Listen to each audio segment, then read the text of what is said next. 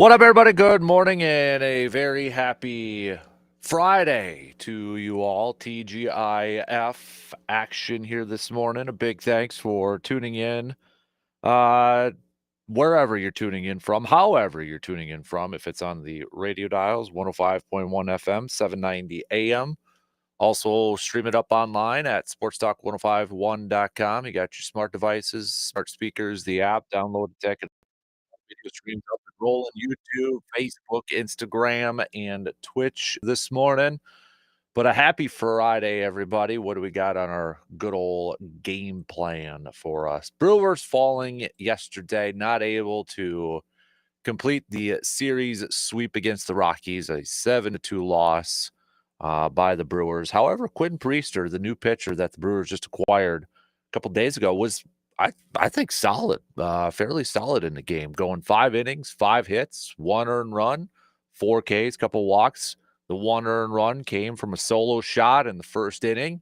Settled down nicely after that, but it was kind of the bullpen, specifically Payam, struggling for the Brewers when he came in here. But the Brewers had chances to take the lead, had some bases loaded, nobody out, and couldn't get it across. So Brewers had chances later on in the game to take the lead, and who knows if they would have been able to hold on at that point. But nonetheless, Rockies taking advantage of Payam struggling in the bottom of the 8th there. They were able to put up 5 runs after the Brewers tied it up in the top of the 8th at 2 apiece. And Brewers not able to get anything across in the 9th to chip away at that and try to make a late rally to come back. So they fall in that series finale, but Brewers now begin I think, interesting and tough series coming up with the Diamondbacks. Brewers will travel or have traveled to Arizona before returning home to face the Tigers next week. But if you're wondering, will they go up against Corbin Burnes? Corbin Burnes is slated to get the start for the Diamondbacks on Saturday. So that'll be Chad Patrick's going to get another start for the Brewers for that game. Then Sunday, Zach Gallen's on the mound. Freddie Peralta slated to get that start for the Crew. So we'll recap and preview this series. We'll recap the Rocky series and preview the upcoming series with the Diamondbacks here this morning. Brewers remaining 1 game behind the Chicago Cubs for the division lead. Bucks, though, were able to pick up a victory last night against the Pelicans, but Bucks not able to clinch that 5th seed because the Pistons were able to take down the New York Knickerbockers. So, but the Bucks picking up a 136-111 victory, and we just have 2 games left on the schedule. Pistons tonight, and then Pistons on Sunday. So we'll recap last night's game and look ahead to the final 2 games. But the Bucks just have to win one of these final 2 to clinch that 5th seed in the Eastern Conference. So we'll take a look at that, and it should be a kind of a crazy finish to the final weekend of the NBA regular season, especially when you look at the Western Conference right now, with Denver having yet to clinch, Clippers, Golden State, Memphis, Minnesota. I mean, you're looking at Denver, who's currently in that 4th spot, and then Minnesota, who's in the 8th spot. Minnesota's just a game back, and Denver, who's in the 4th, just a game back from the Lakers. So, I mean, even Minnesota's just a couple back from the Lakers, who are currently in the 3rd seed. So, still, perhaps a lot of movement in the Western Conference standings when it comes to the playoffs. But back to the Bucks here too. I know we asked this with J.R. Radcliffe in the Milwaukee Journal-Sentinel yesterday, but I'm curious to get your opinion, Bucks fans. Couple questions I want to throw out to you. One, is Doc Rivers on the hot seat? Should he be on the hot seat? I feel like a majority will probably say yes. But what would the bare minimum have to be for, in your opinion, for Doc to return next year as head coach? So what do you think the bare minimum should be? Is it at least a playoff series win? Is it getting to the Eastern Conference Finals? I mean, You got a couple coaches now available out there. Taylor Jenkins, Malone. Jenkins, a former Bucks assistant. Him and Giannis have a connection. So, and I don't think he's going to be available for too long because we know there's going to be some.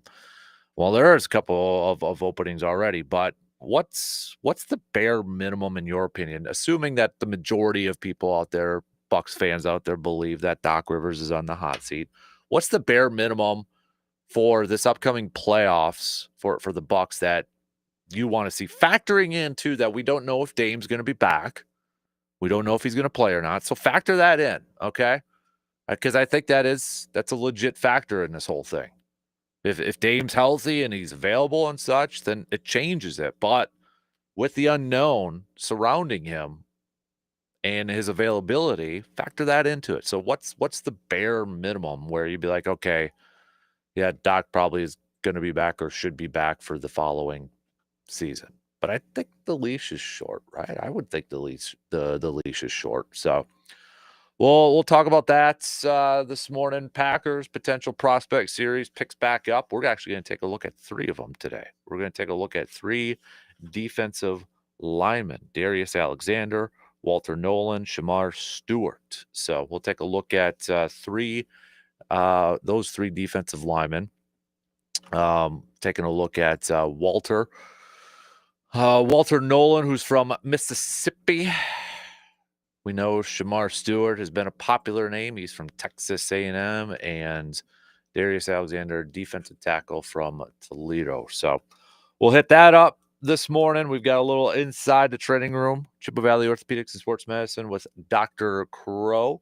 So we'll do that at 7:05 this morning. Catch up with Dr. Crow. It's been a couple weeks here. So we'll talk about Dame with him and such. Also, we'll do a little game time. Pump the Brakes, Full Throttle, brought to you by AJM Automotive. We'll do that. I might need your help with that one too, because we don't have Brandon today. Brandon's out. So no Berg, no Mr. Berg here this morning. So might ask you to play along a little bit with a little Pump the Brakes, Full Throttle. Cream of the crop. Send me your cream of the crop picks. Hit me up with a text on that Shoe Doctors bullpen line at 715-830-1912, or you can hit us up on the video streams where Joe's already on there on YouTube. Good morning, Joe. And then we'll talk a little Masters. We got Justin Rose on the top of the leaderboard at the Masters. So round 1 is in the books. Justin Rose shooting a 7 under par after the first round. Scotty Scheffler up there tied for second at 4 under. Rory's at even.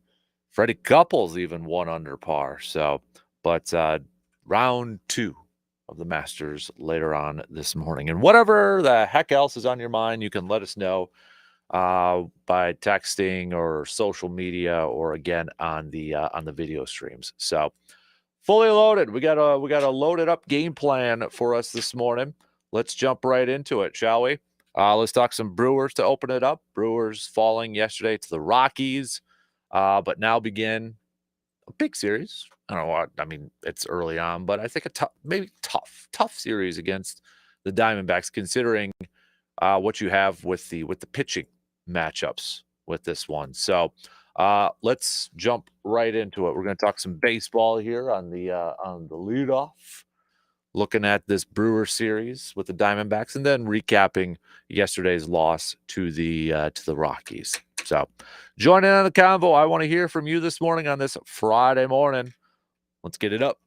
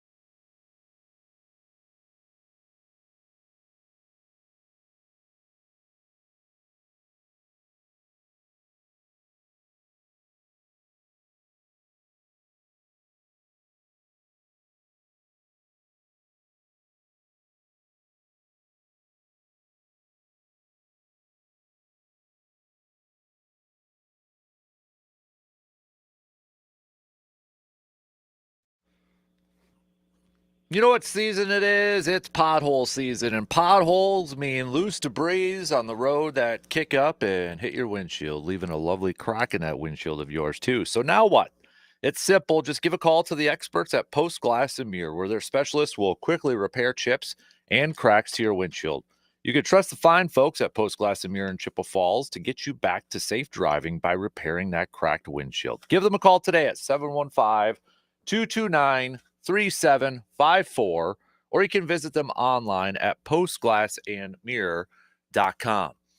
Also, I want to kind of throw this out there too, because starting up, well, we'll start it today, but start giving it away next week. So I've got in my office, I've got a cupboard full of some swag, got some new tees and such. So I got to pass it out. I got to give it to all of you. All right. So what we're going to be doing is kind of a little armchair MVP, Whoever it's participation points. Okay. Various ways, whether it's texting us during the program. We got some new stuff coming on the Man Cave podcast. So make sure you're listening to that for your chances to maybe earn some bonus points, if you will. But essentially, it's participation. Who's the most active that week? We've got new tees, we've got some koozies, we've got some hats, we've got some golf towels, we've got some stickers, we've got some cups. I mean, I got to unload some of this stuff. All right, so we could get some more stuff on. So, got lots of swag that I want to give to all of you out there, and there's really no rules, spit it out, rhyme or rhythm to this. There's no rules, so it's just participate. If you text a lot, you're going to be in this. If you listen to the podcast and you send us questions on the podcast or answer the questions on the podcast, yeah, I pay attention to that. I'm going to follow that. Social media, hit us up on the Sports Talk page, like it, follow it.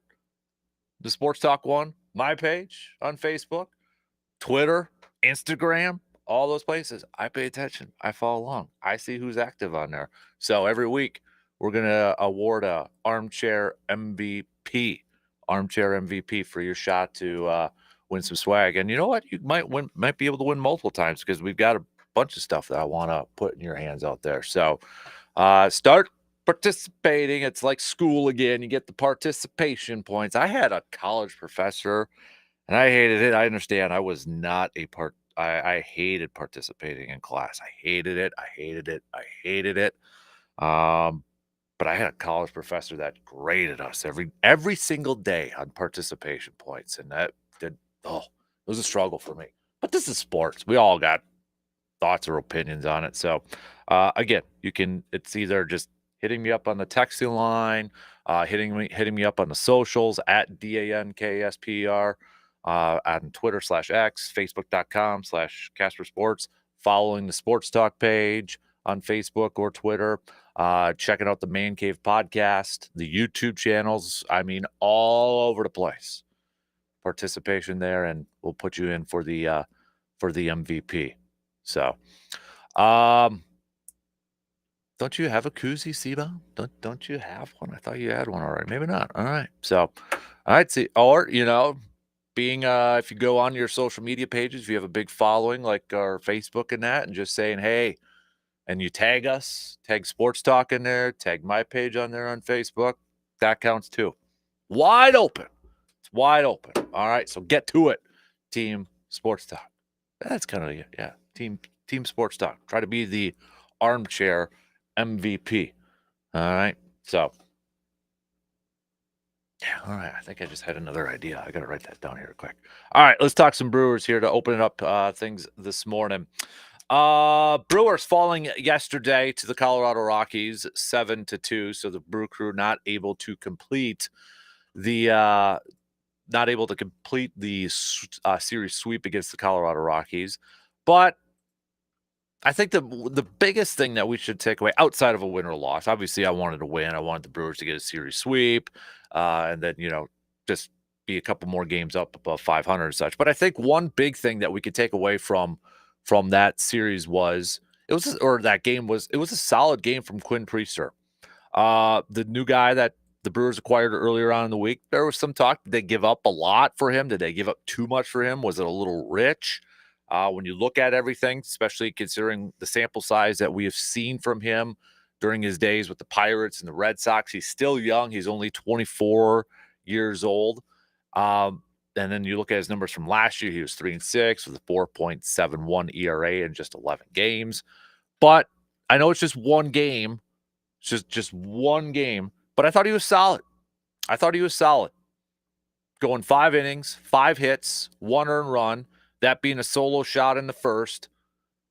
And I thought he settled down nicely after that. 4 strikeouts. Did give up a couple of walks in the contest too. But I thought it was a solid outing. Hopefully, would you take these type of outings almost every single game? Yeah, you probably want maybe another inning or 2 in there. But overall, 5 hits and 1 earned run, I think you take that more times than not, almost any day of the week and twice on Sunday. So that to me was the thing that really kind of stood out in this loss was like, okay, Quinn Priester had a good first impression with the Brewers. Other than that, I mean, Brewers had chances on offense. There was, base load, nobody out, and you're not able to get anybody across. They were able to tie it up at the top of the 8th, but then Payamps comes in and struggles, and Brewers giving up 5 there. Bryce Terang's hitting streak comes to a close. Cheerios hitting streak continues, though. Brewers just 4 total hits, just 4 hits on the day. And that had Yelich and Contreras with back-to-back doubles that got them their run in the 4th inning. So, again, Yelich and Contreras maybe starting to kind of get a little bit of momentum here as we get things going. Maybe, sort of. But now the Brewers will be taking on the Arizona Diamondbacks. Taking on the Diamondbacks for what I think is going to be a very a good test, a tough test for the Brewers, considering some of the pitching matchups that they got coming up here. Because you got Zach Gallen on Sunday, and then former friend Corbin Burns coming up on Saturday. So this is, I think, for this offense, for this Brewers offense, that for the most part, outside of yesterday, was kind of tearing it up. I know it's Colorado and such, but this is going to be a really good test for those guys going up against some solid pitching. And I'm excited to see it. I'm excited to see how the Brewers match up against this. I think it's a good early season test going up against those guys because, if they get to the postseason, if the Brewers are lucky enough to get to the postseason, win a bunch of games and get there, you're going to go up against the best of the best, especially in the pitching department. And considering that the offense is probably still a question mark for a lot of Brewers fans here, all right, you're going up against a couple solid dudes here. Let's see what you got. Chad Patrick's going to get the start on Saturday, so I'm curious to see how the kid does in his 3rd start. Can he continue to stack success with the Brewers? We talked about Chad Patrick yesterday, with Jack Stern and such, Brewers writer Jack Stern. But is this like a version of this year's Tobias Myers? Last year Tobias Myers got called up. We didn't know anything about him. Ends up being the best pitcher from June on. Or like a Robert Gasser who was pitching incredibly well until he got hit. I think that's the outcome a lot of us Brewers fans are hoping for when it comes to Chad Patrick, is that he's last year's version of Tobias and pre-injury Robert Gasser. And then you get to start with Freddie Peralta on Sunday. Brewers still, at least on Brewers.com, they still have today's starter listed as a TBD, to be determined. I think we're all kind of waiting. Is it going to be Quintana? Are we gonna see him at any point soon? ESPN still has it listed as a TBD as well. So could it potentially be him? If it's not, I would imagine he's going to be going next week at the latest. I mean, he's eligible today, so maybe we're going to find out a little news nuggets later on today and such. But that's kind of where I'm fingers crossed. But Meyer's going to be back here in the next week or so, couple weeks. He's got another rehab start this weekend. So potentially at the back end of next week, we're going to get Tobias, maybe for that athletic series. But in the next week or so, we can change. We're going to get Tobias and we're going to get Quintana back into this rotation. So we're starting to get healthier. We're starting to get these arms back. Now it's just like, hey, can we stay healthy? Can we keep that going here? And I think when you look at how the Brewers started this season, going 0 for 4, where they were just getting pounded, right? And then they bounced back after getting swept by the Yankees to bounce back and win your next 3 series.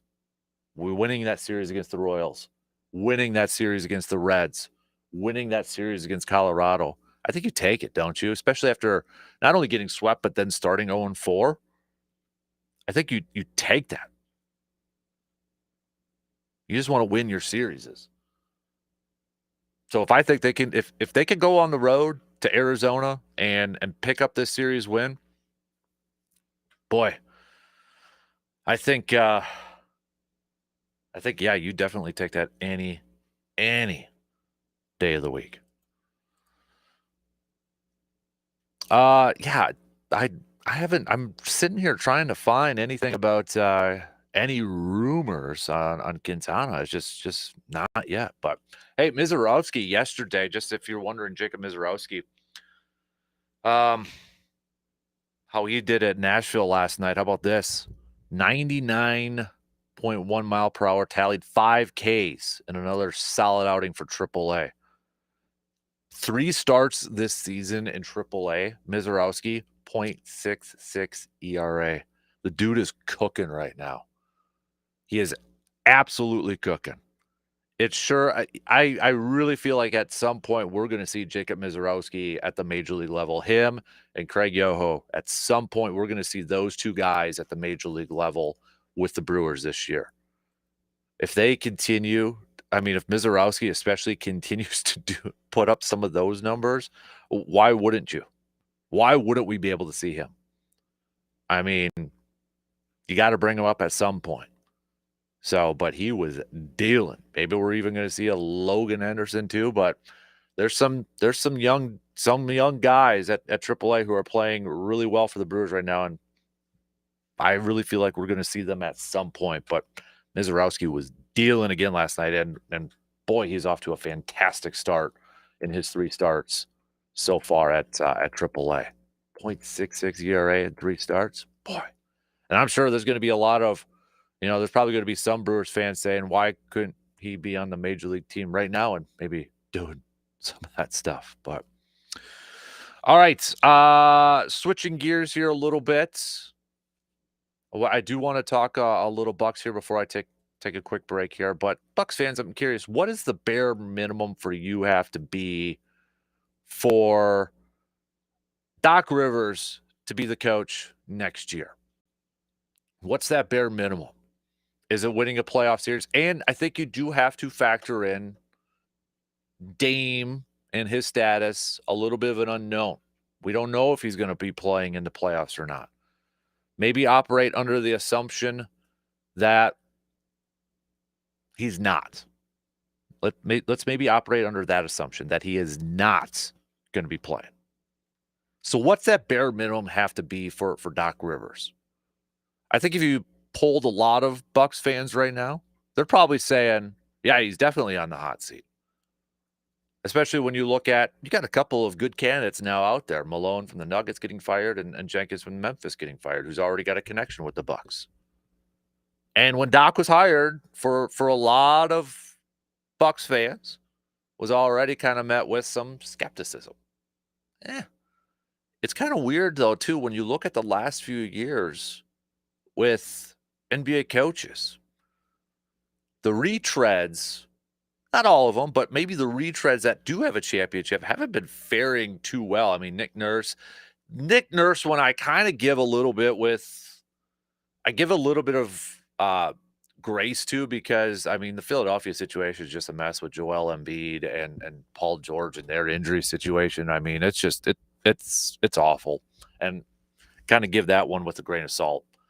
But obviously, you look at Budenholzer with the Suns, and ain't working out. He's probably going to be let go. You just and then well, obviously Nick Nurse too with Toronto, but that's Toronto, and that was post Kawhi and that. So I mean, how much do you factor in that? So, but there are retreads that this year they're doing really good. You look at Detroit, Cleveland Cavaliers fired their coach last year. He hooks up with Detroit this year. Detroit's playing really well. You look at Kenny Atkinson, the coach of Cleveland, who I think a lot of people thought was going to be the new Bucks coach before they hired Adrian Griffin, and well, he's doing a fantastic job with Cleveland too. So, but back to the question: what do you think that bare minimum has to be? Because, boy, if it's a quick exit, even with Dame out, there's a part of me that wonders, would that ownership group be a little antsy and be like, okay, we got to make a change? That's a lot of money invested in coaches that they've gotten fired or they've moved on from. Now, I don't know if they'd still be paying Budenholzer. I don't know that off the top of my head. I believe that they're still going to be paying Adrian Griffin. If they move on from Doc, they'd be paying him too. But this is an ownership group when you factor in everybody involved, the Haslams and everybody in there. They got some deep pockets. So if they're all about trying to get another championship and trying to win, I wouldn't be surprised if they do move on from him. I also wouldn't be surprised if it's one of those scenarios where he gets moved to the front office, if he gets moved into an executive type of role. So you just kind of transition him into there, and then you bring in a coach. You got Darvin Ham on the bench who has head coaching experience too. Could he be promoted? He's well liked within that organization and those teams too. But I really feel like, boy, I would not be surprised if this is Doc Rivers' final season as head coach with the Bucks, because I just don't see a deep playoff run. I could see them going and beating the Pacers. I do think it's a series that's going to go 6 or 7. I'm operating under the assumption that the Bucks will be the 5th seed, and they're going to be going on the road against the Pacers. I'm just going to go with that one. Could be different, but I mean, I could see the Bucks doing that, and then I don't know if Dame does come back. Let's say it's New York in the second one, or I don't know. Second round would be a little bit tough, but because I really feel like an early exit this year, there's going to be a lot of pressure next year on this Bucks team. Giannis isn't getting any younger. Dame definitely isn't getting any younger. You're going to have a little bit more freedom in the salary and free agency with salary caps and such, because Brook's going to come off the books, and I just don't see them bringing back Brook unless it's really cheap. And that guy's up there in age though too. I mean, I don't think you can give him $25 million per year or whatever it's going to be. And I know the NBA just shells out ridiculous contracts left and right, but next offseason is going to be, or this upcoming offseason is going to be so crucial, I think, for the Bucks' future. Not only for the now, but for the future. Because that timeline, we talk about windows in sports all the time, championship windows. This thing's shrinking for the Bucks. Okay, you still have Giannis there. As long as you have Giannis, you're going to have some sort of window, but it's shrinking a little bit more and more. And that's what's been frustrating about this season. Giannis has been putting together a fantastic season. I think one of his best seasons statistically and just overall play too. Things that he's doing that doesn't show up in the stat sheet, developing that mid-range jumper, that a little bit of that mid-range game. And we're sitting here talking about hopefully clinching a 5th seed. That's disappointing. And I know they've gone through injuries and suspensions and such, but it's still a little disappointing. And I think the biggest thing is that this Bucks team next offseason, or excuse me, again, this upcoming offseason, they got to get younger. They got to get some fresher legs in there. I think you look at teams like Cleveland, who is really good, or even OKC. Those are younger teams.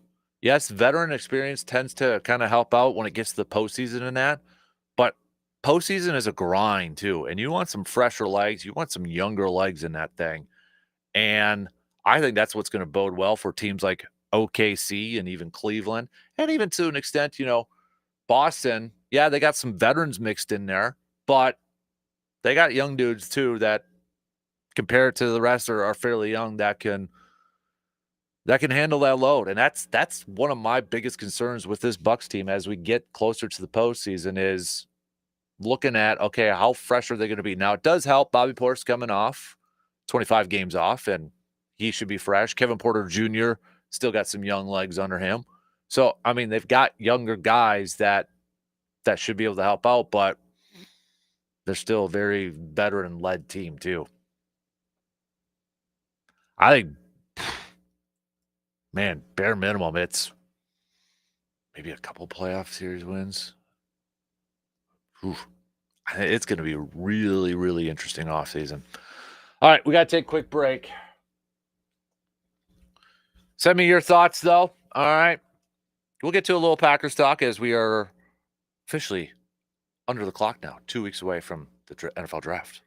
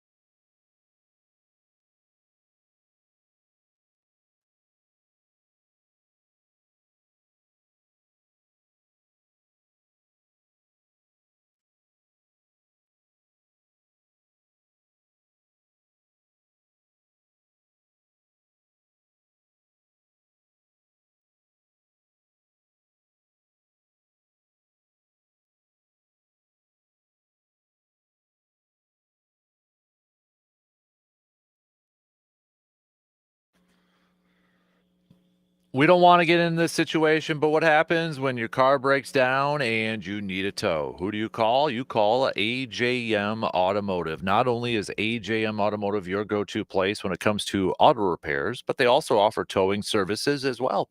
And they offer a discounted towing rate for vehicles brought to their location. So if you get into a situation where you need to be towed, you need to have your vehicle fixed right up. AJM Automotive in Eau Claire has got you covered. Just give them a call at 715-835-9523. Coming up next hour, we'll continue our Packer potential prospect series. We're going to take a look at 3 of them here this morning. We're going to take a look at Darius Alexander, defensive tackle, Toledo. We're going to take they're all defensive tackles, actually, or defensive linemen. Walter Nolan, defensive tackle from Mississippi, and Shamar Stewart, edge rusher from Texas A&M. We, in our latest 715 Fan Speaks poll question brought to you by Post Glass and Mirror, which, again, just as a reminder, we post them up usually the night before. So last night we posted this up. It could be on the, it's on Facebook and Twitter. It might be on my page. It might be on Sports Talk's Facebook and Twitter pages. So make sure you're following those. But we posted with 2 weeks left until the first round of the NFL draft. What do you think is the biggest need that Green Bay needs to address? And 52% on average between the Twitter and the Facebook polls, 52% of you said it's defensive line / edge rusher. Second place that finished in second with 22% was wide receiver, and corner finished 19%. So now there is a now I think some people use the word report a little loose because there was this thing trending on social media. And when you look at the context of it all, it's more of a prediction and such. So Matt Miller, draft expert, draft analyst for ESPN, by the way, scheduled to appear with us at the NFL draft. But there was Matt Miller and Jordan Reed of ESPN shared, kind of what they're hearing for each team as the draft approaches. And for the Packers, they said a rival scout told me that his team expects the Packers to focus on adding defensive players for Jeff Hafley's scheme in the early rounds. He predicted that Green Bay would draft a cornerback in round 1, a defensive tackle in the second round before shifting to a value receiver pick in round 3. So that got it switched around to like a report from ESPN says this is what the Packers are doing. We got to look at the context here, people. So I get it. It's a flashy headline that it's out there that people start running with. It grabbed my attention. I'm like, mostly it grabbed my attention. I'm like, they're really saying this is what Green Bay's like. This is the game plan that they're going to do. No, I'm here to tell you, no, they're not. Goody's not going to go into this draft and say, all right, first round pick is going to be a corner regardless. Second round pick is going to be a defensive tackle regardless. And then you know what? Third round, we're picking a wide receiver. I don't care who's left on the board or if it's picked clean. This is the position we're getting. They ain't doing that. You don't want your general manager, or front office, or team doing that. Does it kind of change the pick a little bit? It's like, oh, okay, so we've got a defensive tackle here and we got a wide receiver that's available too. Boy, we got them ranked both very high on there. Now, does it maybe change or tilt it towards one or the other if they feel like their biggest need is a defense tackle? Absolutely. It absolutely tilts it the other way. But there is no way in God's green earth are they going to sit there and say, this is what we're doing in the first round, this is what exactly we're going to do in the second round, and this is what we're going to do in the third round. They're not. This is a prediction. So if you see those headlines, if you see that thing trending on Twitter or Facebook or whatever social media platform you use, take into account, it's not a report. It's not like, oh, this is what they're doing. This is their game plan. What was it like a couple years ago? Was it a few years ago? Didn't wasn't there this stupid thing on social media, like the janitor saw what the draft plans were for this team? And was it Green Bay too? It's like, okay, we got to just take a step back, take a chill pill here a little bit. I've got no doubt that those are the three positions that Green Bay is hoping to address or draft, but there and say like this is what they're going to do. They're absolutely 100% going to draft the corner in the first round. No, they may have. I think teams have a fairly good idea of what some other teams are going to do. They don't know exactly, but they got some, and they got a good idea. But don't go in there and sit there and feel like, okay, this is what they're exactly going to do. You don't want your general manager to do that.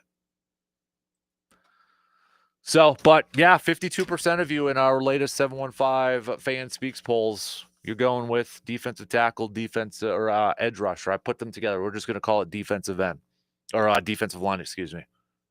52% of you say that's the biggest need for Green Bay. Will Goody agree with you? I don't know why. I just have this weird feeling in my gut that I just got this weird feeling that Goody ain't going to draft a defensive lineman early. And when I say early, I mean like first round, maybe in day 2. I have this feeling it's not going to be the first pick. Because I feel like he looks at what he has done and he looks at that current group and he's like, I've already got 4 first-round picks on there. I'm giving it one more year with maybe Lucas Van Ness.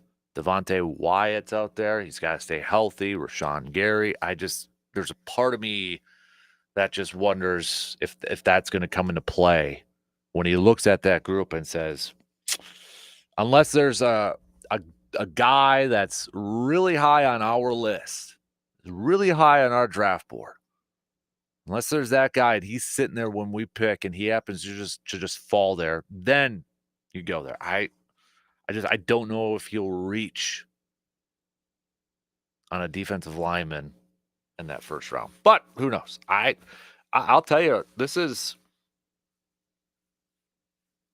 I've been playing around with the online mocks and trying to do it and seeing how some of the simulations and the boards kind of fall on that. And phew, I don't have a good game. Usually I have like, okay, there's maybe between a couple players or a couple positions, but man, I could see it going 4 different ways for Green Bay. I honestly could see it going 4 different ways in the first round. Defensive line, corner, wide receiver, and I wouldn't be surprised if they go offensive line. And that's like, too, with all the smoke screens that are out there and all the social media talk out there. I mean, it was last week. I think it was last week. There was one of the draft insiders out there saying Green Bay's really focusing on offensive line in the first round. And then you've got Green Bay bringing in a lot of wide receivers in their top 30. By the way, is it Bond from Texas? Let me double check. Yeah, so I wonder if Isaiah Bond kind of is out of Green Bay's plans because he actually turned himself in Thursday morning on a sexual assault warrant issued by the Frisco Police Department. So he was released after posting bail, but I wonder if this is going to – I would imagine this is going to move him down on a lot of teams' draft boards, that he's going to fall. I have to imagine it's going to be the case because we've seen this with how many other players, whether it's been injuries, whether it's been trouble with the law or whatever. I got to imagine this is going to fall down. Now, does it take him off of Green Bay's potential first-round picks? I think it's possible. I think it's very possible. So, but we'll hit up some potential prospects. Again, looking at defensive line, we're going to hit up 3 of them a little bit later on. Before we get to that, though, just coming up past 7 o'clock, we'll catch up with Dr. Crow, Chippewa Valley Orthopedics and Sports Medicine, for some inside the training room with us this morning. It's been a couple weeks to catch up with Doc, so we'll talk to him about Damian Lillard and get his thoughts on the situation a lot. I mean, Doc Rivers again last night saying that Damian's doing some shooting and doing some light jogging, still trending in a really good direction, but obviously they're not putting a timetable on this thing. So we'll get Dr. Crow's thoughts on that coming up here. Don't forget to send me your cream of the crops. Who is your cream of the crop for the week? You can text it to us at 715-830-1912 or hit us up on the socials or commenting on the video streams. Either one over there works perfectly fine.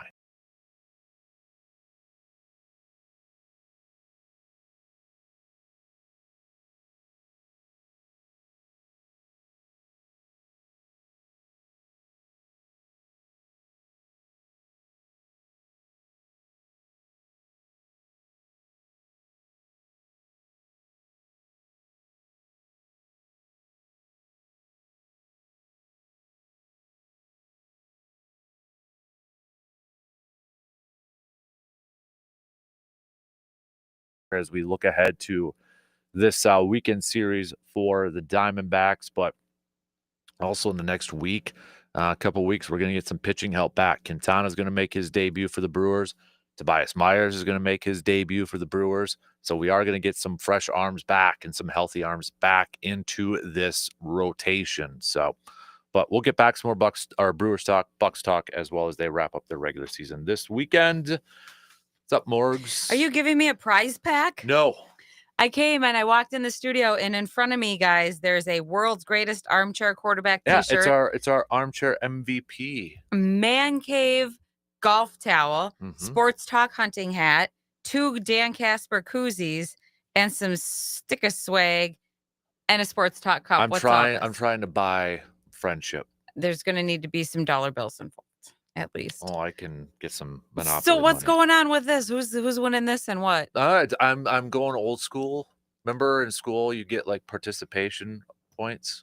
Yeah, don't get me started. I know I hated participate. Now Same. I'm doing it. So okay, so explain it to me how whoever participates the most. Text us, social media. Okay, so it can be any. It can be Yep. right now. If you were giving this away, if I was to wrap this up, put a gift bag, because I can't wrap to save my life, so I'm a gift bag queen. Going to put it in a gift bag, lots of tissue paper, make it look nice. If you go to the text lines right now, who contributes, chimes in, vents the most? This week or today? Let's go today. Today, everybody gets Cole right now. Okay. Because C-Bomb doesn't get it yet. Okay. No. I was going to say, because you usually have C-Bomb chiming in. Yeah, he doesn't get it right now. All right. So who about... Surveyor has been a really good one venting this week, I will say. What is he venting about? Surveyor, I haven't heard you vent. Well, we did a record thing in the middle of the week, like which records are the most unbreakable. Okay. Because of the Gretzky thing? Yeah. Okay. Yeah. So did you think you would see that broken? No. I don't think anybody did. No. So do you like when they get broken, or is it kind of like, if it's from your era, it's a little bit sad, like when Jordan's records shatter? It's like you grew up watching those records be made, so it's kind of... Yeah. I mean, I like if they at least honor it the right way. If they honor the history the right way, which they did with Gretzky and that. Right. But like when LeBron... the thing that bugged me about it is like the talking heads from the national perspective switched it to like comparing it to LeBron breaking a score. We don't have to compare everything to LeBron James. Right. And that's what was annoying. LeBron will do that for himself. Exactly. Right. So that was the annoying part. But if you do it the right way, I'm good with it. Okay. Records are made to be broken. What's one Packers record that you don't want to see? What, like, is there a nostalgia or an emotion wrapped up in a Packers football record that you kind of just want it to sit there and be in the books forever? Don Hudson's touchdown record. Yeah. That's personal. Yeah. And do you think Hudson, your son named after Don Hudson, will see that broken in his lifetime? That's 99 touchdowns. I know. Receiving touchdowns. No. So you think that'll stand solid? Mm-hmm. That's pretty good. I mean, that's saying something. And there is some emotion attached to some of the records, too, that you do. Yeah. It's bittersweet when anything gets broken. Yeah. But what was Sam venting about? Doesn't like it? No, it was the whole Favre one. Because it got into a debate somehow. I think that people kind of turned it into what's better, Cal Ripken's or Favre's. There you go. Take that to the bar this weekend with you. So, yeah. All right. There you go, Sam. I got a golf towel for you. Catch. 1 and 2 more to go. We'll be back after these news updates.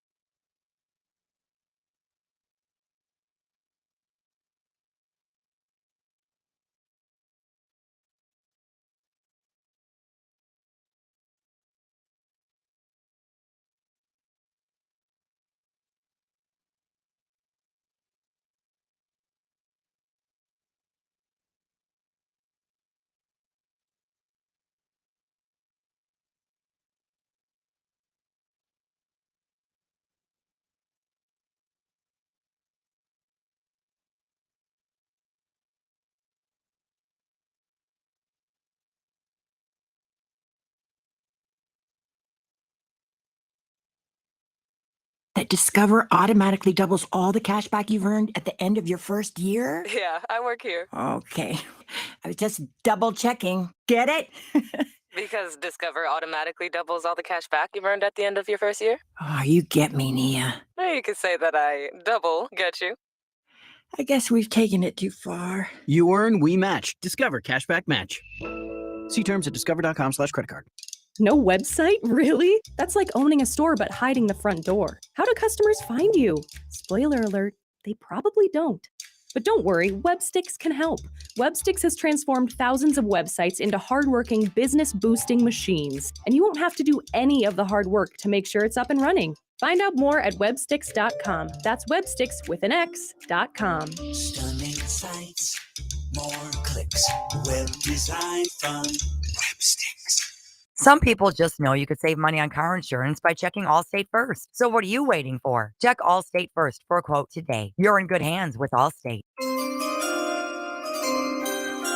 Ladies and gentlemen, sports aficionados and armchair quarterbacks, welcome to the Dan Kasper Show, where sports passion meets expert analysis. Dan's encyclopedic knowledge and infectious passion for all things sports is both impressive and sad. I have many leather-bound books. So get ready to laugh, cheer, and maybe even facepalm a few times. At no point in your rambling, incoherent response were you even close to anything that could be considered a rational thought. It's the Dan Kasper Show.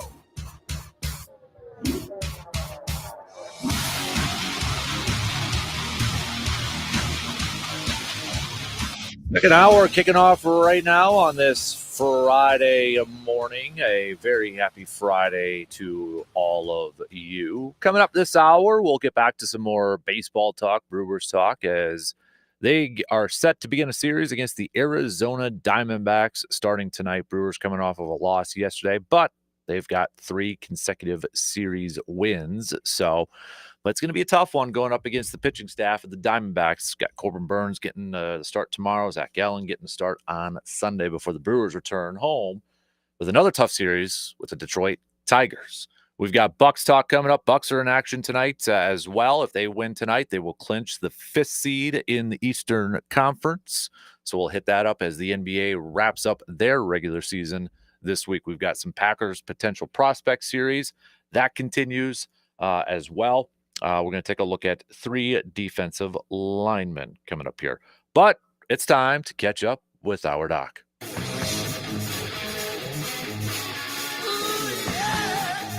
Paging Dr. Crow.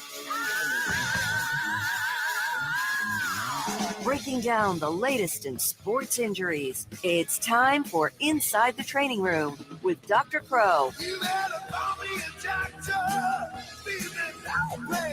On the Dan Kasper Show.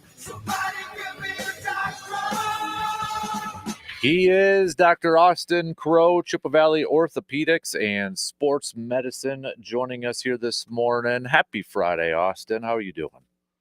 I'm doing fantastic. Hey, it's been a couple weeks, so I know it's been in the news for the last couple weeks, but I did want to get your insight on Damian Lillard. I know you and I have talked about it a little bit on the phone and such, but to kind of revisit the blood clot in his calf. He's been out the past couple weeks, but the Bucks seem to be pretty optimistic and maybe even optimistic that he could return for the postseason, which would be starting here fairly soon. But I guess one question I had for you too, is this different than Victor Wembanyama's one where his was in the shoulder, whereas Dame's is obviously in the calf, but is it a little bit different in terms of recovery time, I guess? I don't know if that's the right way to put it. Yeah, I mean, there's always a number of factors that come into play. So really the concern is, the clot itself, right? So you do have issues with the clot. It can cause swelling, pain, etc. Of course, the real concern is if the clot breaks off and goes up into the lung and heart, so it can be fatal. So that is obviously a very serious medical condition. Generally, they're treated with agents that'll break down the clot, and then we put people on anticoagulants or blood thinners for a duration. Now, the reason that it varies is that there's multiple reasons that people have the blood clot. So if you have a known risk factor, some people will go on blood thinners the rest of their lives. So there are people who have, who've had multiple clots, who have like factor V Leiden or protein TNS deficiency. They have conditions that put them at very, very high risk for clots. Others just get them for reasons that we don't really fully understand, so idiopathic. There are certainly athletes who get them from repetitive microtrauma, upper extremity for overhead athletes we can see, which is what Victor's likely was related to. Damien's, it's not as clear why he developed it, but it could be without a known risk factor. So, and I'm sure he had an extensive workup for that. So all the genetic conditions that predispose you to it, I'm sure they worked him up for him. So if they feel like he's low risk, they can elect to take him off the blood thinner a little sooner. But that's what's keeping him out now, is that I'm sure by now the clot has likely resolved itself. They're just going to keep him on blood thinners for a while.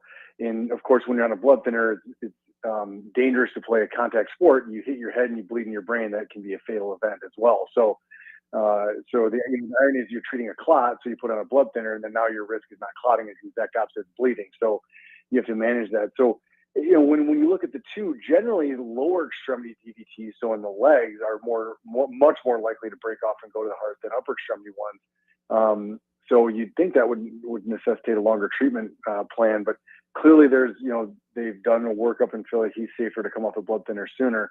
I'm sure he's seeing a hemonc specialist. That's what they deal with is blood, and likely again an extensive workup is determined that he's low risk and that they're talking about transitioning back, maybe putting him on like an aspirin or something to decrease it slightly. But it's certainly faster than I thought. I mean, traditionally when we see people with blood clots that are idiopathic, meaning we don't know why they occur, I mean, usually you're looking at 3 to 6 months people on blood thinners. Clearly, this is a much more rapid timeline. So that's good for him, which suggests it's going to be something he hopefully won't have to deal with again. Now, I know there's a lot of speculation out there, like why, because it's, a couple of NBA players now that we've heard about this season alone.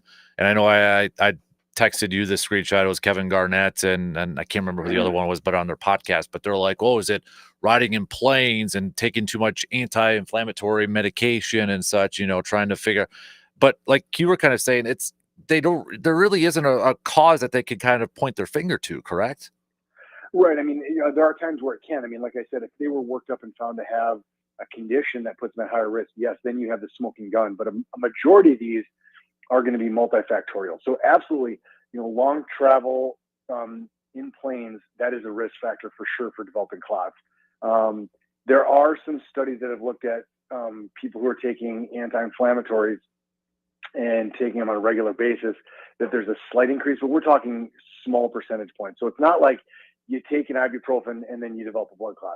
That's not how that works. So, but if you took like 100,000 people and put them all on blood thinner, all on an NSAID, 100,000 not, you're going to have a slightly increased risk of clots in those, but it's a small number. So yeah, I mean, to say it's causative, absolutely not. To say it's potentially a risk factor, maybe. But these things do occur. I mean, these are not the first athletes that have had it.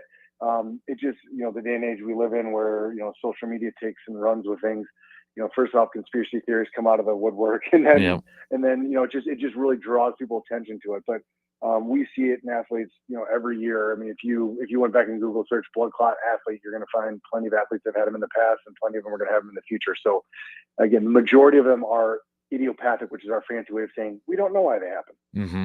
I want to move over to baseball here. So Nestor Cortez, Brewers pitcher, he was placed earlier this week on the 15-day injured list to what they're calling an elbow strain. And the way he kind of described it too was it felt scratchy a little bit. Is that something common that you hear when it comes to elbow injuries, is a little scratchy feeling to it?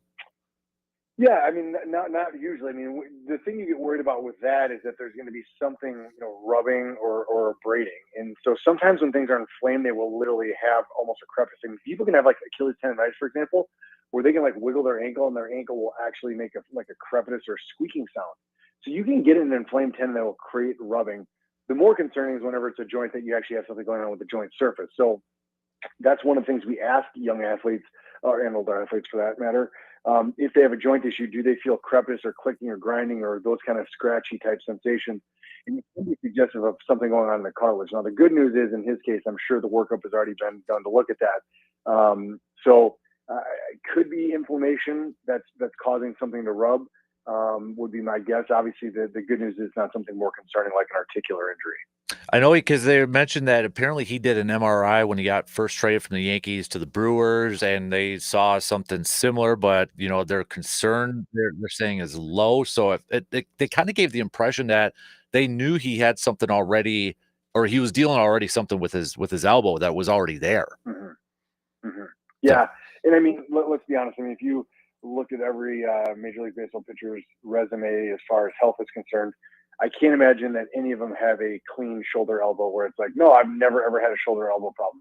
I would say it's almost like a rite of passage to have some, not necessarily something serious, of course, but I mean, to have something like that, if you excluded every major league pitcher that had a history of elbow or shoulder problems, you'd have a pretty slim list of pitchers that can throw. Hey, we have a texter that wants me to ask you a question. Can you ask Dr. Crow if he has any advice for golfer's elbow? Dang, it is painful. But 'tis the season, right? Yep. So yeah, I mean, so chronic tendonitis. So if the golfer's elbow is on the inner or medial part of your elbow, so medial epicondylitis, we see it very commonly. It's probably a little bit more famous cousin is the tennis elbow, which is on the outer side of the elbow. Same exact process. So it's basically an overuse issue causing chronic tendonitis and inflammation where the tendons originate either off the medial, which is golfers, or lateral, which is tennis elbow.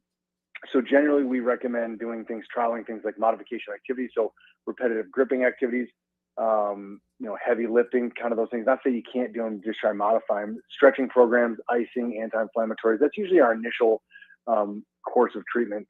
Actually doing some lower impact, like gentle gripping activities, kind of isotonic, isometric exercises, that has been shown to be helpful. Some people do use those little bands, like for example, like on the knee, you'll see them on like patellar tendonitis, those little straps around the knee. You can also get them for medial and lateral elbow problems. Those can sometimes be helpful. If it really continues to bother people, sometimes we'll put a steroid injection in there. Very rarely it does require a debridement where we make an incision and kind of clean up the tendon. But generally, you do that kind of treatment plan, it goes away. It doesn't go away quickly, though. That's one thing I always counsel my patients. If you have golfers or tennis elbow, expect it to be a month's process, not days or weeks, unfortunately. So it is okay to continue to participate and do things. Just if you notice there's an activity that's really triggering it, make sure you just kind of modify that. So with the golfer's elbow and tennis, which side is there, like, does one get affected because of the range of motion, a certain range of motion from that, or how does one, how does a person kind of injure that type of ligament?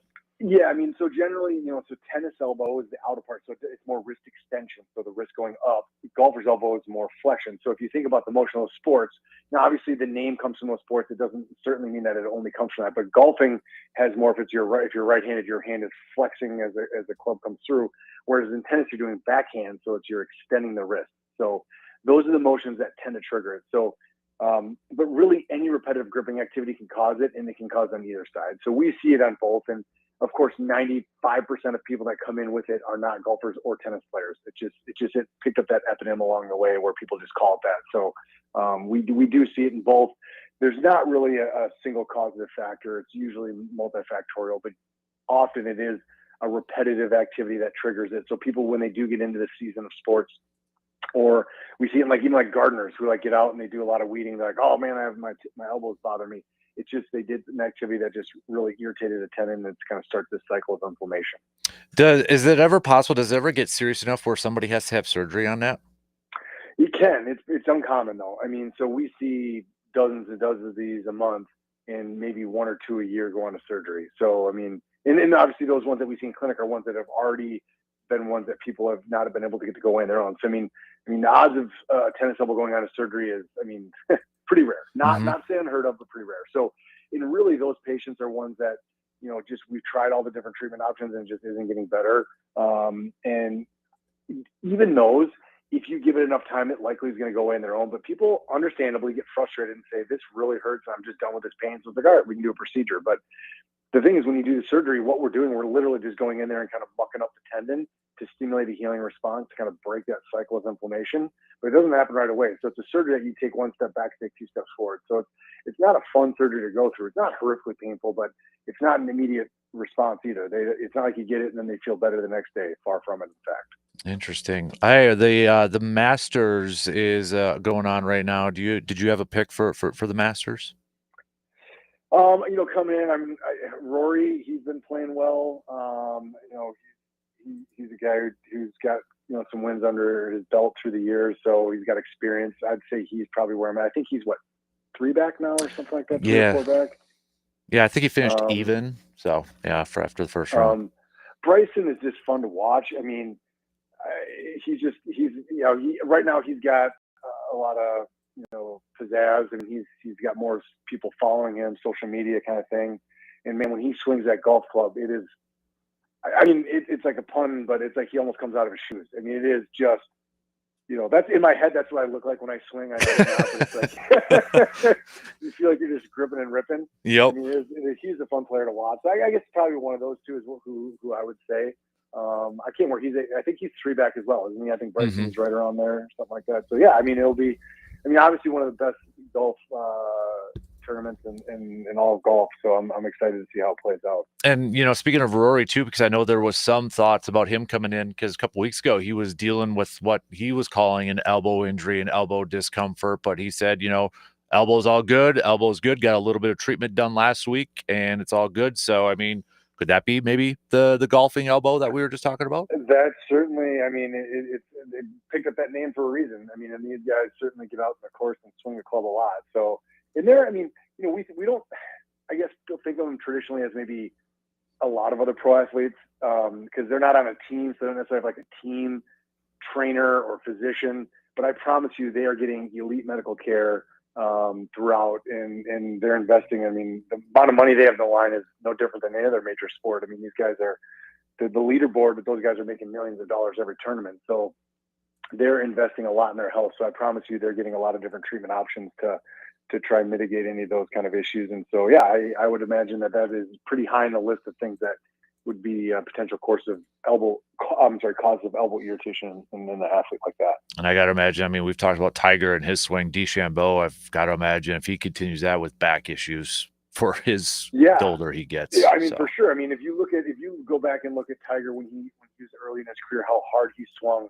I mean, everyone said it's eventually going to catch up to him, and it took a long time, but it did. And I mean, Bryson, I honestly think Bryson might even swing harder. I mean, it's almost comical. Like when you see it, you're like, is he for real? But he is, and he just absolutely crushes the ball. And it's really, I played Whistling Straight last year, and I can't remember what hole when they played the Ryder Cup, and he drove that par 4. And I remember we were playing from, 2 tees, and I hit like one of my best shots ever, and I'm still like 60 yards short of the green. And they were talking about like he was hitting from back there, and he drove the green. It's like, how can a human being hit a ball that far? It is just unbelievable. It just puts in perspective where you watch it on TV and you're like, wow, these guys are good. But what they are doing is just so much better than everyone else. So much better. It's impressive. I don't know if this was a few years ago, back on the 21st, but our good friend Justice Cleveland reposted it. That video of DeChambeau warming up on the driving range at the Masters, and Vijay Singh is just standing there with his arm on his golf club, just watching and like shaking his head, like what is going on here? So yep. Some people are built different. Exactly. He's Dr. Austin Crow, Chippewa Valley Orthopedics and Sports Medicine. Dude, appreciate the time as always, man. Enjoy the week, enjoy the weekend, and we'll catch up with you again soon. Yeah, absolutely. I just want to give a quick shout out. Chase Brogerman had a no hitter for the Regis Ramblers. That's right. Night, so impressive outing for that young man. I know the family pretty well, so real proud of what he's able to do out there. Awesome, nice shout out. All right, dude. Hey, appreciate it, and we'll catch up soon. Okay. Absolutely. Take care. You got it. There you go. Dr. Austin Crow, Chippewa Valley Orthopedics and Sports Medicine, joining us here this morning. Let's take a quick break, and we'll come back with a little green and gold chats. Packers potential prospect series. Take a look at 3 defensive linemen coming up after these quick words.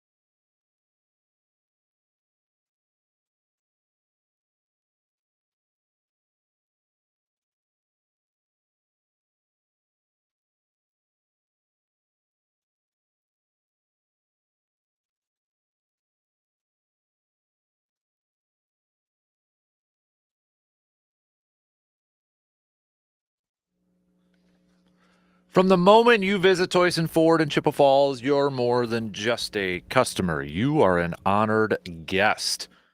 Purchasing a vehicle can be a nervous undertaking, but with Toyson Ford's pressure-free environment, drivers in the Chippewa Valley can take comfort in knowing that they are in the best of hands, because the awesome team at Toyson Ford will work with you to help you find that vehicle that best fits your needs and your budget. So give them a visit today at 1000 Chippewa Crossing Boulevard in Chippewa Falls, or you can check them out online at toysonford.net. Toyson Ford also a partner of the Mobile Man Cave. We're going to be taking the Mobile Man Cave over to Green Bay in a couple of weeks when we do our shows for the NFL Draft. And one of our draft partners this year is our good friends at Home Oasis. Summer is right around the corner, and what better way to get ready for summer than visiting Home Oasis for their Customer Appreciation Days. On Friday, April 11th, today, Saturday, April 12th, tomorrow, you can come check out the new Sundance spas on the floors, and they'll even have the Green Mountain Grills going with some grilled food, grilled cookies too. Plus, it'll be the perfect time to stock up for summer, as they will have deals going on. So mark it on your calendars for today and tomorrow, okay? Today and tomorrow to visit Home Oasis in Chippewa Falls for their Customer Appreciation Days. I'm actually going over there. I'm going to be checking out some of the grills. Going to go check out some of the grills over there, the Green Mountain Grills and such. All right, we're already just a little bit past the bottom of the hour. Don't forget, we're going to kick it off here today, but our little Armchair MVP sort of thing we're doing, because I've got a bunch of stuff I want to get rid of. I got some t-shirts, I've got some hats, I've got some koozies, I got some golf towels, stickers or whatever. They're all in my office. Got some in here, but I gotta start handing it out and such. So essentially awarding or giving some stuff out to each week to somebody who is our Armchair MVP. Okay, that's participation points, whether it's texting, following our Facebook pages, Sports Talk, my stuff over there, listening to the Man Cave podcast, all that stuff. So whoever is our Armchair MVP, all right, we're going to kick it off today, and we'll award it. So you get a whole week's worth participation points. And because I pay attention, I'm following on there. We're going to award an Armchair MVP each week. So text us your sports talk or sports opinions. Hit me up on the socials. Follow our Facebook and Twitter pages, YouTube. Listen to the Man Cave podcast. Download it. Subscribe. Follow. All that good stuff. All right. So I guess if you're a Vikings fan, still kind of waiting to see who your backup quarterback is going to be. Joe Flacco is going back to Cleveland. He's signing to go over there. So, yeah, he was kind of named as an option potentially as a Vikings backup quarterback, but yeah, he's going back to Cleveland, it looks like. So, all right, speaking of football and a little NFL draft, let's continue our Packers potential prospect series, where we take a look at some potential options that the Packers may draft in the first round or early day 2. And this goes back to our 715 Fan Speaks poll question that we posted off yesterday. And 52% of you who voted saying that the biggest need for the Packers this year, or for this draft, that they have to address is defensive line edge rushers. So with that being said, we're going to take a look at 3 of them. We're going to take a look at 3 defensive linemen / edge rushers in this draft. All right, so let's to get a little bit of water before I start to break this down. Let's take a look at Shamar Stewart. Now, you've probably heard this guy's name quite a bit throughout the whole combine and the draft process, because this guy lit it up at the combine. 4.59 40-yard dash, and this is a guy who's like 6'5", 6'6", about 270 pounds, and he ran a 4.59 40-yard dash. Athleticism score ranked 4th. He ranked 7th in total score, but production score was about 25. So he tested fantastic. He is a supreme athlete, but kind of the knock on him has been production. You look at his career production, and it's got people like, okay, he's this gifted athlete, this talented athlete. He's got these physical traits, but where's the production? Because in 2024, he started all 12 games. He had 31 tackles, 5.5 tackles for loss, but just 1.5 sacks. 2023, played in all 13 games, 1.5 sacks. 2022, played in all 12 games, 1.5 sacks. So, I mean, you're looking at a 3-year career in the NFL, 1.5 sacks, 1.5 sacks, 1.5 sacks. Where's the production to match the physical traits? When we look at what Daniel Jeremiah, and Daniel Jeremiah is doing a conference call that I'm actually going to be on later today, answering media questions. But Daniel Jeremiah has this to say about Shamar Stewart. He does have him ranked as a 27th prospect in this draft. Stewart is a long, dynamic, and athletic edge rusher. He generates a lot of pressure, but struggles to finish in the passing game. That's why his low sack total, 4.5 in 3 seasons, is misleading. He still impacts the game even without major sack production. He has a very explosive first step and uses his long arm move to run offensive tackles back to the passer. He bends well at the top of his rush for such a big edge defender. He has an outstanding closing burst once he clears the tackle. He does need to add more moves to his arsenal, but I guarantee defensive line coaches are going to be lining up to work with him. Against the run, he can easily set the edge, and he has the speed to chase and make plays on the backside. I'm sure some will struggle to see past the limited sack total, but there is just too much talent here to fall into that trap. So you got a guy, again, like we were saying, he's got talent. He's got these physical traits. He's an athletic freak. But does the production worry you? It goes back to this debate. I don't know if debate's the right word, or this talk that I feel like pops up every football season.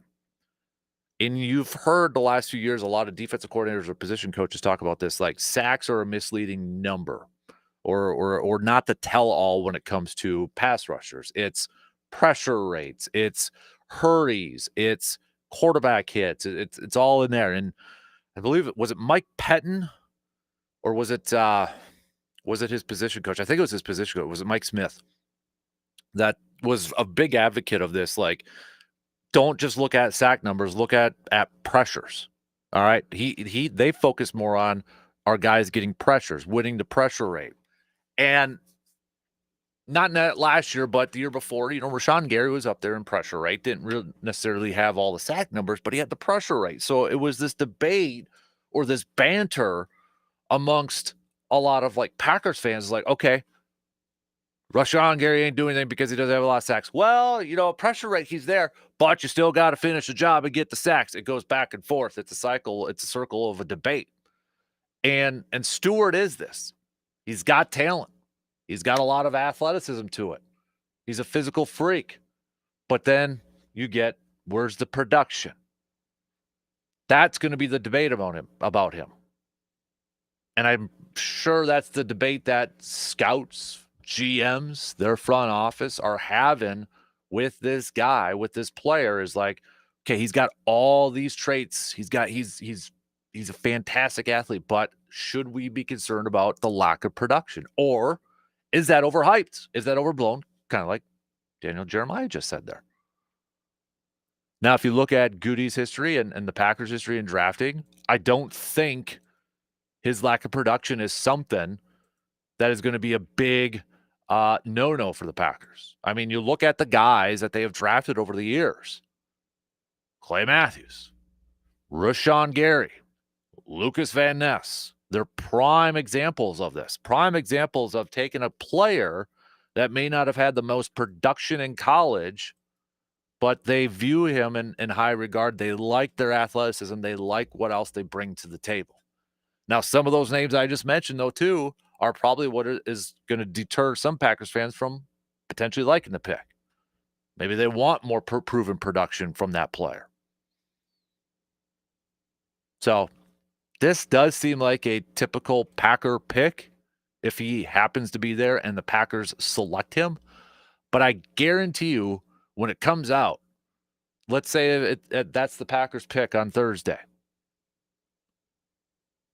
You're going to hear 4.5 sacks in his career, in his collegiate career. And you're going to hear, really? We drafted a guy in 3 years, had 4.5 sacks. Lucas Van Ness 2.0. It's going to happen. You know it's going to happen. Let's take a look at another. Now, so Shamar's mostly defensive end in a 4-3. Edge rusher, right? Let's take a look at a couple of defensive tackles now. So I want to start off with Walter Nolan, defensive tackle from Mississippi. Here's what Daniel Jeremiah had to say. Nolan is a twitchy defensive tackle who fits best in a penetrating style of defense. Ole Miss slanted him quite often in its defensive scheme, and he created some early wins versus the run and pass. As a pass rusher, he can really get off the ball with urgency and roll his hips to jolt blockers.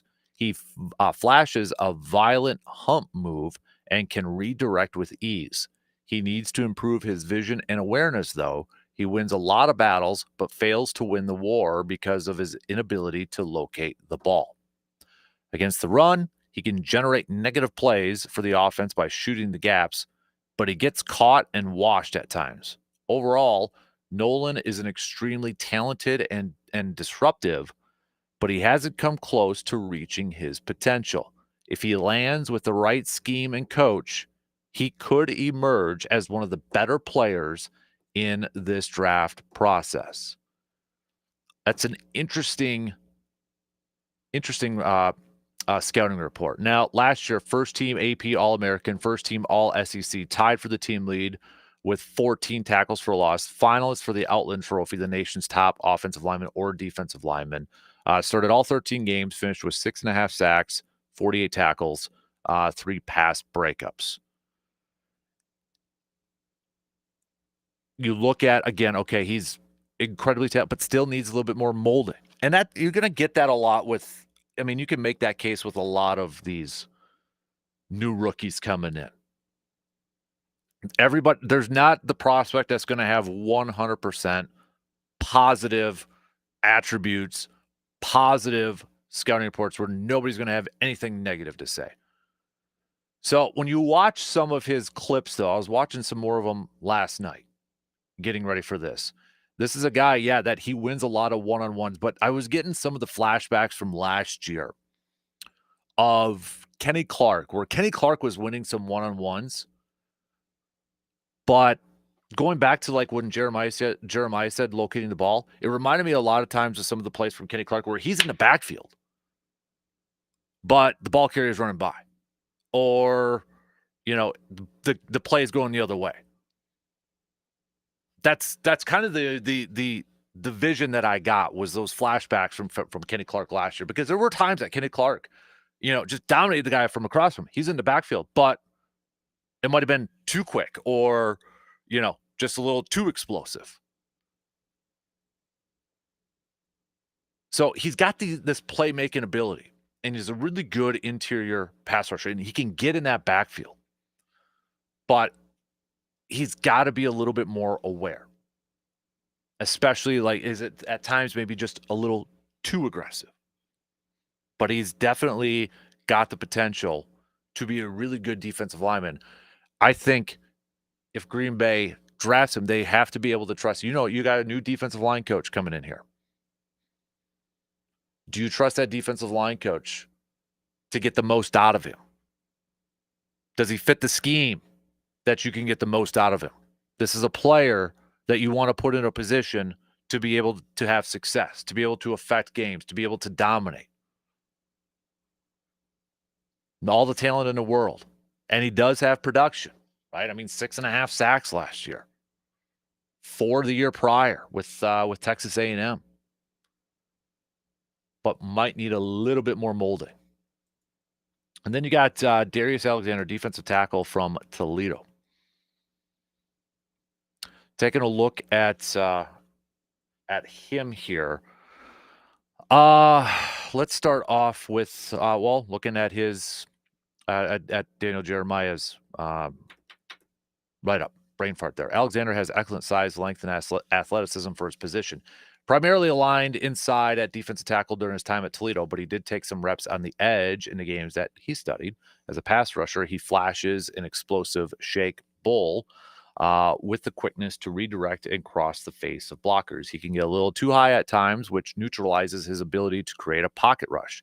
He showed improvement and more polish at the Senior Bowl. Against the run, he uses his length to stack and control blockers. He plays with balance, and he's adept at throwing his hip at the double team to hold his ground. He's an older prospect as a sixth-year senior, but I believe he will be a day one impact player on all three downs. A little bit older, maybe a little bit more polished, and maybe a little bit more ready. 2019, he was redshirted. 2024, his last year, second team All MAC, started 12 games, 3.5 sacks, 7.5 tackles for loss. You look at his physical traits, 6'4", 305 pounds.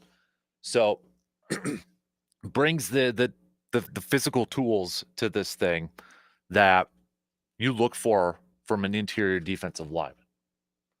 And I think the intriguing part is, yes, he's a little bit older, but could you insert him day one and play day one? Daniel Jeremiah sure thinks so. So while we've seen Green Bay kind of go with the younger route on some of their players, Kenny Clark being the prime example of that, I think a lot of Packers fans, if you polled them, said, well, we want a guy that's going to be an impact player right away, day one. You're potentially going to get that with Alexander. That's somebody that you can throw in there, maybe a little bit more mature, a little bit more experienced, that he can go in there and be a player right away. And a 3-down player on top of that. Is he he's not, the fastest guy out there. He's got average first step quickness to some of the reports I was reading the other day. Doesn't get to point A to point B quickly. So he's not the physical, athletic specimen as a Shamar Stewart or even maybe Walter. But if you just want a solid football player, again, we talked about it again a couple days ago with some of these prospects. If you just want a solid football player, a guy who's been playing ball for a little bit here, he's a little bit older, right? He's redshirted in 2019 for crying out loud. That was pre-COVID year, okay? He's been around the college game for a little bit, but maybe that means he's more suited, ready to be put in a position to play right away day one. And I think, again, you ask a lot of Packers fans, they want a guy that's going to play day one, be ready day one. But the knock is going to be, for some teams, they're going to look at his age. Like, yeah, he's a little bit older, though. We want a younger guy that maybe we can keep around for 10 years, 12 years. But if you want a guy that's going to help you out right away, this might be the player. So looking at these three, they all bring something different to the table. Obviously, Shamar's more of an edge rusher. Athletic freak. But is there concern about production? Looks like Tarzan, plays like Jane. You're probably going to hear that phrase a lot when it comes to Shamar. Then you got Walter Nolan. Production's there. Does a lot of good stuff. But is he better suited? There's some untapped potential for him, and maybe he's got to be that guy that's placed in the right scheme, placed with the right defensive line coach to get the most out of him, to put him in a position to succeed. And then Darius, older, but maybe more ready to play, but not as athletic or not as as big of a specimen as the other two. Regardless, I could see all three being potential Packer selections because they all bring something different to the table, and they all bring something that I think the Packers are looking for, that would intrigue them, and they could instantly improve this defense. All right, let's take a quick break. We'll wrap up the second hour. Don't forget to send me your cream of the crops, okay? We'll hit that up just past 8 o'clock. We'll be back in just a few minutes.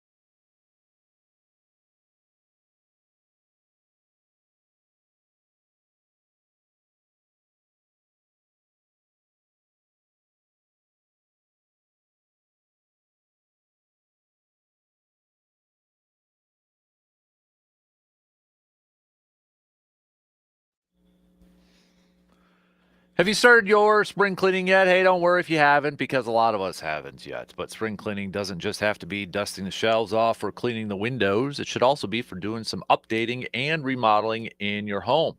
And now that maybe you have some extra money from your tax return this year, don't you want to invest it into something that will last? Of course you do. But where do you go? What do you do? What do you invest in? New floors, whether it's for your home or workspace. Carpet City Flooring Center in Eau Claire is your flooring headquarters. If it's carpet, luxury vinyl planks, or tile that you seek, they've got the best options at the best prices in the area. Our family has used Carpet City Flooring Center in Eau Claire many times over the years, and we have been so impressed with each project. So give them a visit and let the team at Carpet City Flooring Center help you totally transform your space with some brand new, awesome looking floors. And I cannot wait to showcase what they're going to be doing with our new studio coming up here in the near future. Cannot wait to reveal that. Speaking of Carpet City Flooring Center, let's do some local sports roundup brought to you by Carpet City Flooring Center. Obviously, no Brandon today, so I can't fill in as well as Brandon or even what Justice does, but I'll do my best here. So you heard Dr. Crow a little bit earlier, give him a shout out, but Eau Claire Regis baseball picking up a win against Eau Claire Emmanuel Lutheran last night, 9-1. Brogelman getting a no-hitter for Regis, so shout out there. Other scores, you had North falling to DC Everest, 5-3. Fall Creek defeating Olivestrom 9-5. Elk Mound picking up a win against Glenwood City, 17-4. And a close one between Durant, Arkansas and Elmwood Plum City. It was Durant, Arkansas that picked up the 3-2 win. Altoona took down Baldwin Woodville 9-5. We had some high school softball going on too, where Regis defeated Eau Claire Emmanuel Lutheran 10-7. Rice Lake took down Menominee 7-3. Elk Mound defeated Glenwood City 12-2. And then also we had Colfax taking down Spring Valley 28-0. Some high school tennis action. Menominee defeating Hudson 5-2. River Falls blanking Chippewa Falls at 7-0. Altoona taking down Ellsworth. We had some soccer going on too. Congrats to Eau Claire Memorial. They got their first win on the new field at Eau Claire Memorial. They took down Rice Lake 3-0. Menominee Menominee Eau Claire. First game at the new field over there too, so that ended in a over. We got River Falls defeating Chippewa Falls, River Falls defeating Chippewa Falls, and Altoona Fall Creek taking down Amory. Got some college stuff on the docket here. Track and field at the UW Platteville Invitation for the Blue Golds. Blue Gold tennis is also in action. Men's tennis taking on UW Whitewater.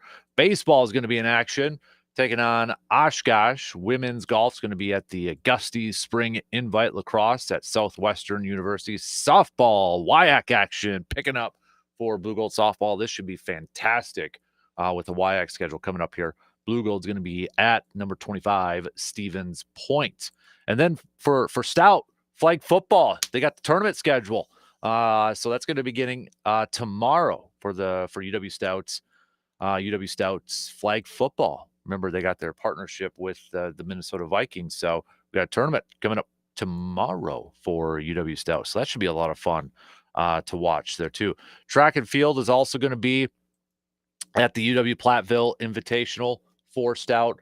I mean, we got a lot of stuff going on over the weekend with spring. Women's golf is going to be at Ironwood Golf Course in Illinois. Then you got some of the men track and field teams going to also be at the Bethel Invitational. We see that a lot with track and field. Might be split up at different invitationals and such. Baseball for Stout is going to be taking on Stevens Point. And then, as we mentioned, a lot of flag football games going on for their new flag football team coming up here too. Women's tennis going to be at Gustavus Adolphus over the weekend. Women's lacrosse taking on number 17, Colorado College. Women's tennis also taking on River Falls as well over the weekend too. So you can check out all of the Blue Gold and Blue Devil action by visiting bluegolds.com or stoutbluedevils.com. There's a lot going on with spring sports now fully in play right now. All right, 2 in. We got one more to go here. Cream of the crop, and we're going to play a little Pump the Brakes or Full Throttle, brought to you by AJM Automotive. All right. We'll start doing that after these news updates.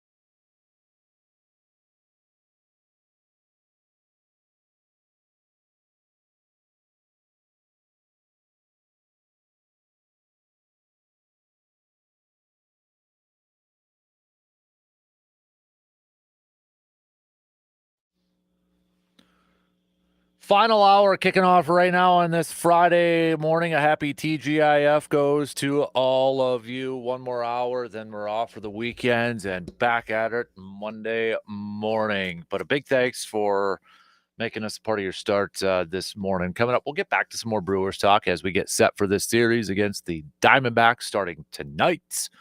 So we got that.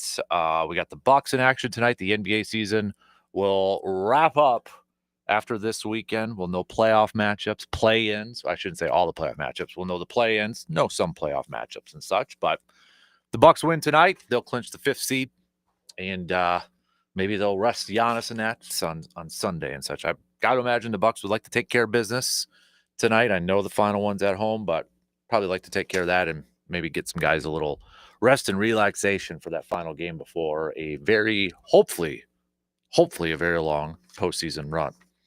So we'll get to that. We've got some picks at the back end. We'll make those baseball picks and basketball picks and such. So we'll hit that up. We'll get back to some more of your texts, your comments, your tweets, your Facebook messages, your comments on the video stream, and all that fun stuff. But we're going to get to a little pump the brakes or full throttle brought to you by AJM Automotive here in just a quick sec. But we're going to kick off this hour with a little cream of the crop.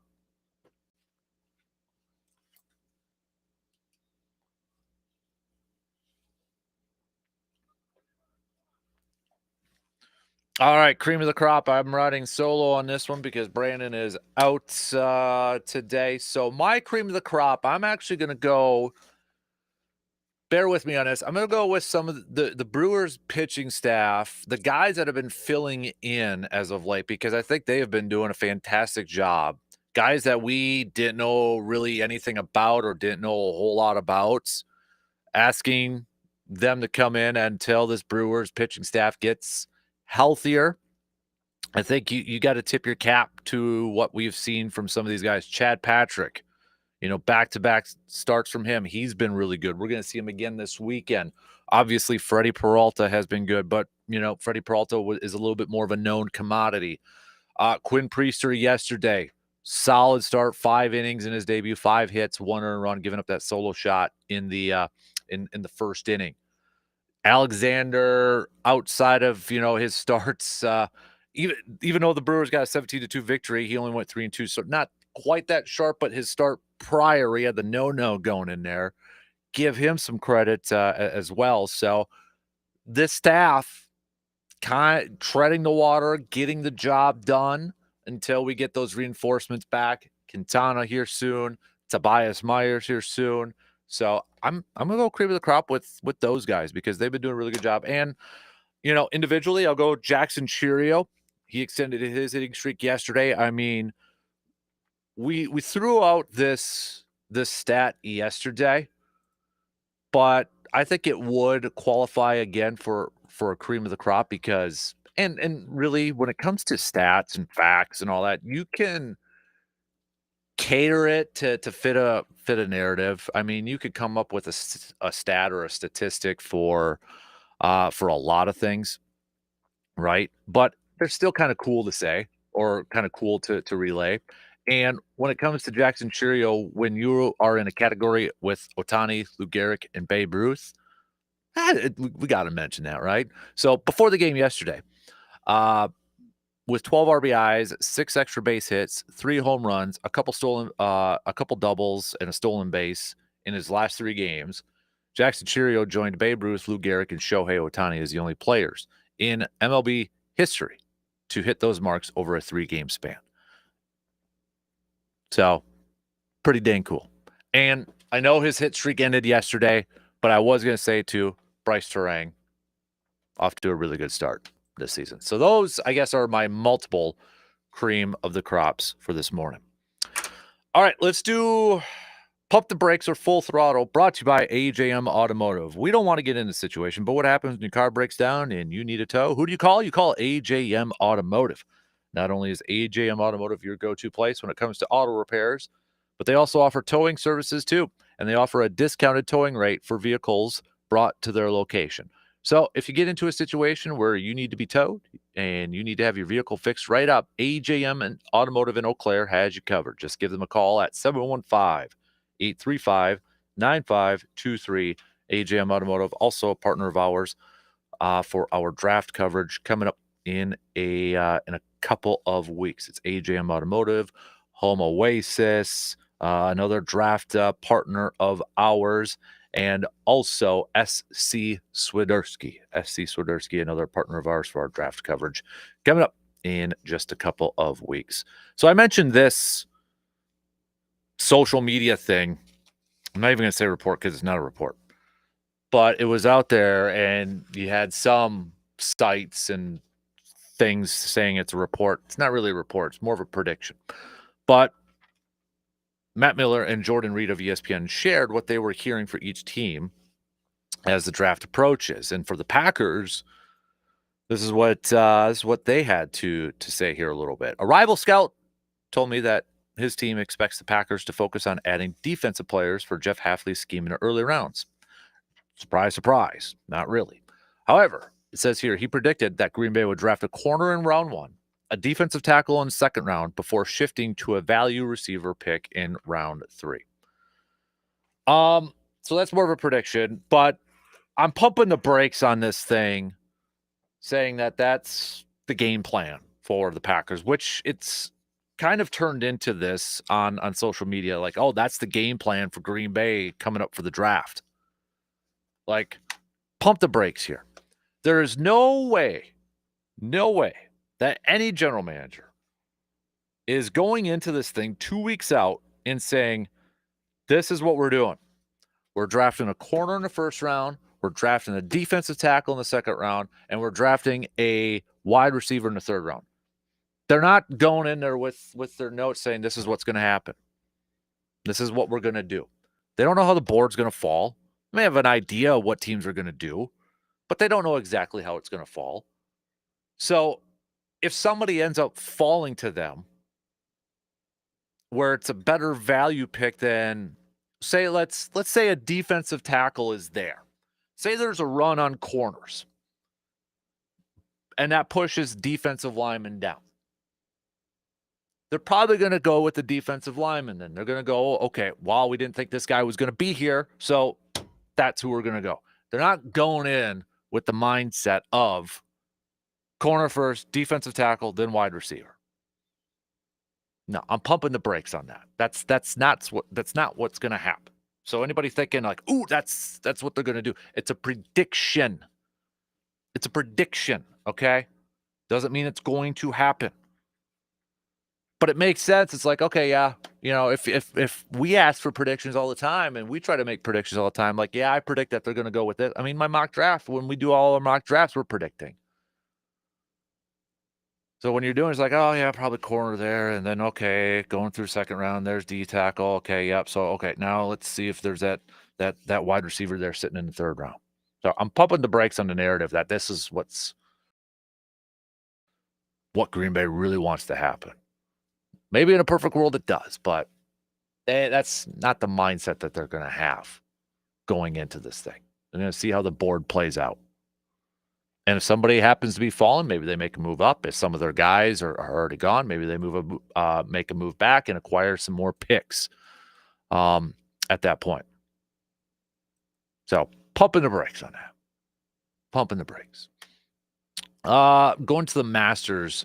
So really quick, Justin Rose is still your leader at 7 under. He's getting set to tee off here. Well, he already just teed off. Excuse me. So he's through 1, but he is 7 under right now. You got Scotty Scheffler, who's going to be teeing off this afternoon, 4 under. DeChambeau is at 3 under. Rory McIlroy kind of faded, kind of a little collapsed towards the end of his round yesterday, even. And saw some people kind of go out there and say Rory will never ever win the Masters. Time is running out. He doesn't have the mindset to win the Masters. I'm pumping the brakes on that thing. I don't know where that started. I saw some people, and I know it's social media. And a lot of this stuff, we're pumping the brakes or full throttle on the narratives that come from social media. But I'm pumping the brakes on this thing. Okay? I get it. He's had some collapses. Okay. He that's kind of been at the forefront of a lot of this stuff. The last major championship he won was in 2014. It's been 11 years. He won the PGA in 14. He won the Open Championship in 14. He finished second at the Masters in 2022. We know what happened to U.S. Open last year. I mean, that's been the thing. But there's this narrative that I've been seeing on social media. It says, yep, Rory ain't ever going to win the Masters, doesn't have the mindset to do it, just all claps. I'm pumping the brakes on that thing. I'm pumping it. I'm pumping the brakes. If Rory goes out there and has a good day today, shoots under par, and puts himself in a position for tomorrow, he's got a shot at doing this. But yes, he does need a good day today. I don't think he can shoot even.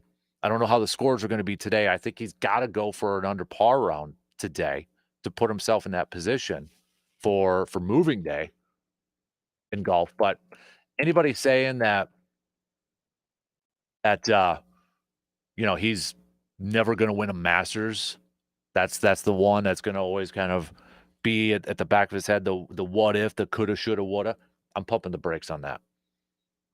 No. We kind of threw out this question in the first hour, and I'll throw it back to everybody. Kind of a little bit of a poll question here, but I asked, what's the bare minimum that Doc Rivers has to do to maybe keep his job with the Bucks next year? Like, how far do the Bucks have to go into postseason to kind of secure his job for next year? Is it winning a playoff series? Maybe it's just nothing that he's going to be there next year. Maybe it's winning a couple playoff series or such. But I think, the talk, because there was a thing on CBS Sports the other day, the top 5 coaches in the NBA that are on the hot seat. Number 1 was Mike Budenholzer, and Doc Rivers was number 2. And so there was a little bit of like back and forth. Well, is he really on the hot seat? He got injuries this year with Dame, and then Bobby Portis got suspended. Is it more John Horst with his roster building and some of the decisions that he has made and such? But I'm not full throttle, but I'm slightly on the gas here a little bit. I'm slight little pressure on the throttle that, yeah, I do think Doc Rivers could be on the hot seat, because I look at the ownership group of this team. And yes, they have a lot of money invested in fired coaches. I don't know off the top of my head if they're still paying Mike Budenholzer or how much they're paying Mike Budenholzer, if that comes off the books after this year. They're still paying Adrian Griffin. They'd still have to pay Doc Rivers in with his contract if they let him go. But this is an ownership group that's got deep pockets. They got a lot of investors. They got some deep pockets in this thing. And I really believe they look at this window as starting to close. They're an older team with Giannis in his 30s. Dame is up there in age 2. And that window is closing. We can debate on the speed that it's getting closed, but it's closing. Every year that goes by without another championship. And I feel like they're going to be antsy. And if it's a very quick exit in this postseason, I wouldn't be surprised. Now, I wouldn't be surprised if the more likely outcome is Doc moving into a front office role. We've seen that before, right? Oh, we're going to move into an advisor or a consultant or whatever type of role that they will come up with in the front office. I wouldn't be surprised if that happens, and then maybe John Horst leaves. Who knows? But I'm slightly on that where I could see a coaching change after this season. Now, if they make a deep postseason run and Doc wants to continue to coach, I think they're probably going to give him that shot. But my foot's on the gas pedal there a little bit. I do think he's on a little bit on that hot seat. I mean, we're seeing movement. I mean, for crying out loud, the Bucks are an example of that, moving on from a coach after just a couple years or having a quick trigger on that. And now you got Jenkins out there, who is a former Bucks coach, familiar with Giannis. Giannis likes him. Malone's out there. There's probably going to be other guys that are going to be available if they want to retread. Or do they want to try to experience the first-time coach again? But I do think we could see some shakeup, both within the front office and maybe on the sidelines for next year. Maybe Darvin Ham is the guy that gets promoted. Who knows? But yeah, I'm a little bit on the throttle on that one. on that narrative that the Bucks could be making some coaching and front office moves this offseason. All right, let's that's your full throttle, pump the brakes or full throttle, again brought to you by AJM Automotive. Let's take a quick break. We'll get back to some more Brewers baseball. Take a look at this series with the Diamondbacks coming up here. Some intriguing pitching matchups, some tough pitching matchups for this Brewers offense. We'll break it down coming up next.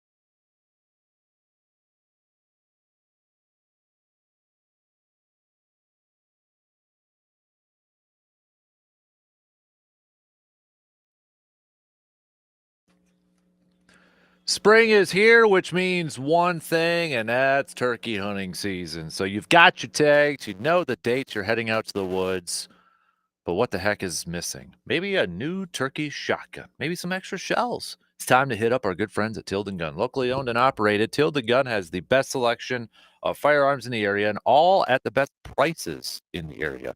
Their expert staff will help you find the hunting firearm that you want and that fits your price range. And if you're not a turkey hunter, but you're in the market for a new deer rifle or you want to check out their wall of handguns, they will help you find just what you're looking for. And if you have a little left over from your tax return this season, purchase something for yourself this year because you know what? You deserve it. So give them a visit today at tildengun.com or check out their shop located at 12427 98th Avenue in Chippewa Falls. Hey, now the only thing that's left to do on your turkey season list this year is working on those calling skills of yours. So best of luck to the kiddos, to the youth hunters this weekend. They get the first crack at the gobblers out there. Just save some for me, okay?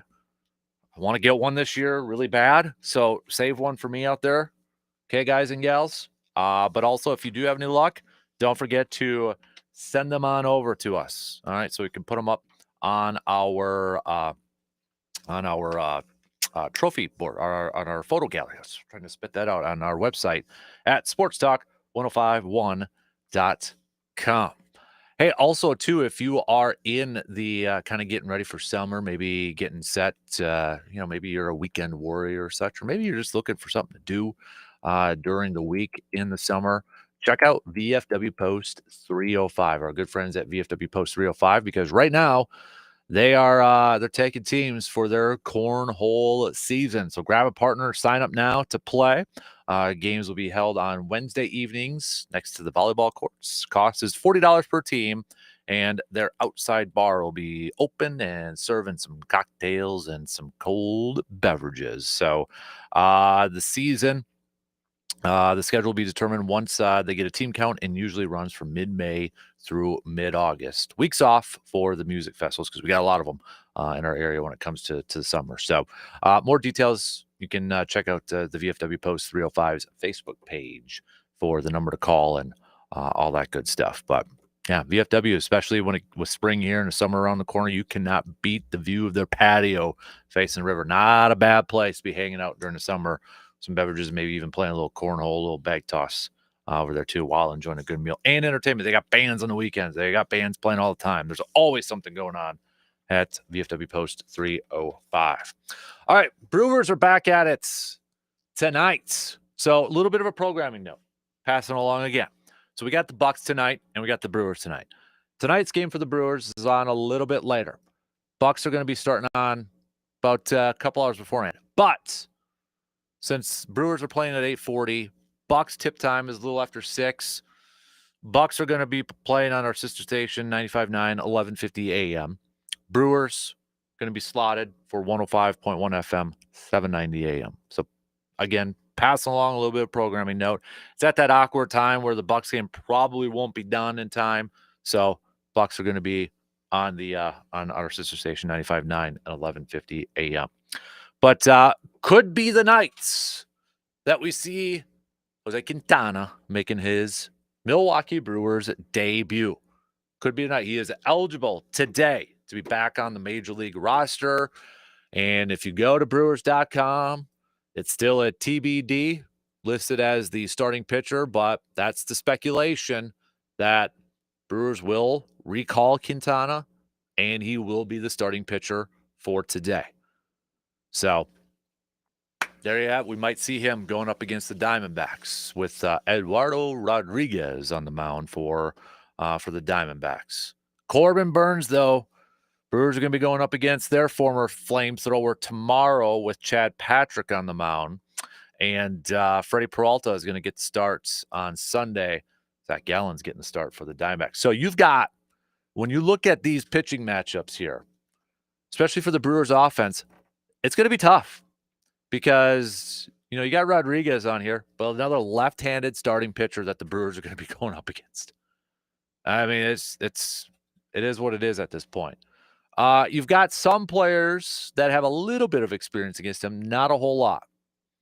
But Rhys Hoskins is the guy that has the most experience with 6 at-bats. He's got a home run, 3 RBIs, hitting .500 with a 1.738 OPS against him. So, but again, another left-handed pitcher, and then you factor in it's Corbin Burns, and then it's Zach on Sunday. So this is a big test for this Brewers offense going up against this squad.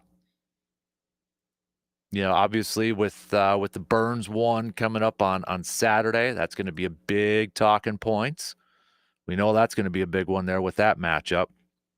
And you know, some of the guys do have experience going up against Burnsy with Baltimore and that, so it's not like completely too much of an unknown. But you know, Turang's got a couple career at bats against him, and Ortiz and Hoskins and such. And well, let's just say there's not a ton of success against him. Still a very, obviously we know he's a really, really good pitcher in that. But then you got on Sunday with Zach on the mound. Now, Zach so far is 1-2 with a 5.28 ERA to begin the season. But when you look at some of the matchups here, now this is that Sunday's game is a game where you've got the lineups a little bit more familiar with each other. So like Suarez has 20 career at-bats against Freddie Peralta on Sunday, but he struggled, 100 batting average. Then on the flip side, with Zach on the mound for the Diamondbacks, you got Yelich, who's got 14 career at-bats against him, 286. Bryce Frank's got 7 career at-bats against him, 571. Garrett Mitchell, 8 career at-bats, 2 home runs against him, 375. So, I mean, you've got a little bit of success going up against Zach on Sunday, and that's going to be a really good matchup, I think. And Zach's coming off of a loss against Baltimore where he pitched 4 2/3, gave up 7 hits, 5 earned runs. So he's probably looking for a bounce back. Probably looking for a game like he had against the Yankees back on the 2nd, where he went 6 2/3, 3 hits, no earned runs, no walks. Oh, and he struck out 13. He's kind of had an up and down start to the season. Go back to the 27th against the Cubs, 4 innings, 4 hits, 4 earned runs, 4 walks, 4 strikeouts, 4s across the board. So he bounces back after that opening day, dominates the Yankees in New York, follows it up by getting another loss against Baltimore. So, I mean, if he's following a similar pattern, it's probably meaning like, oh boy, now he's going to be due for a really good game on Sunday, if you're a believer in patterns. But Sunday's matchup should be pretty fantastic, pretty fun, at least on paper when you look at the 2 pitching matchups here. And then obviously Chad Patrick. I'm excited to see Chad Patrick on Saturday because you look at his last 2 starts and the guy's been pretty darn solid. He was the starting pitcher that kind of changed the season so far. Going back to April Fool's Day, April 1st against Kansas City, where he went 4 2/3, gave him just under 5 innings of work, 3 hits, no earned runs, struck out 5.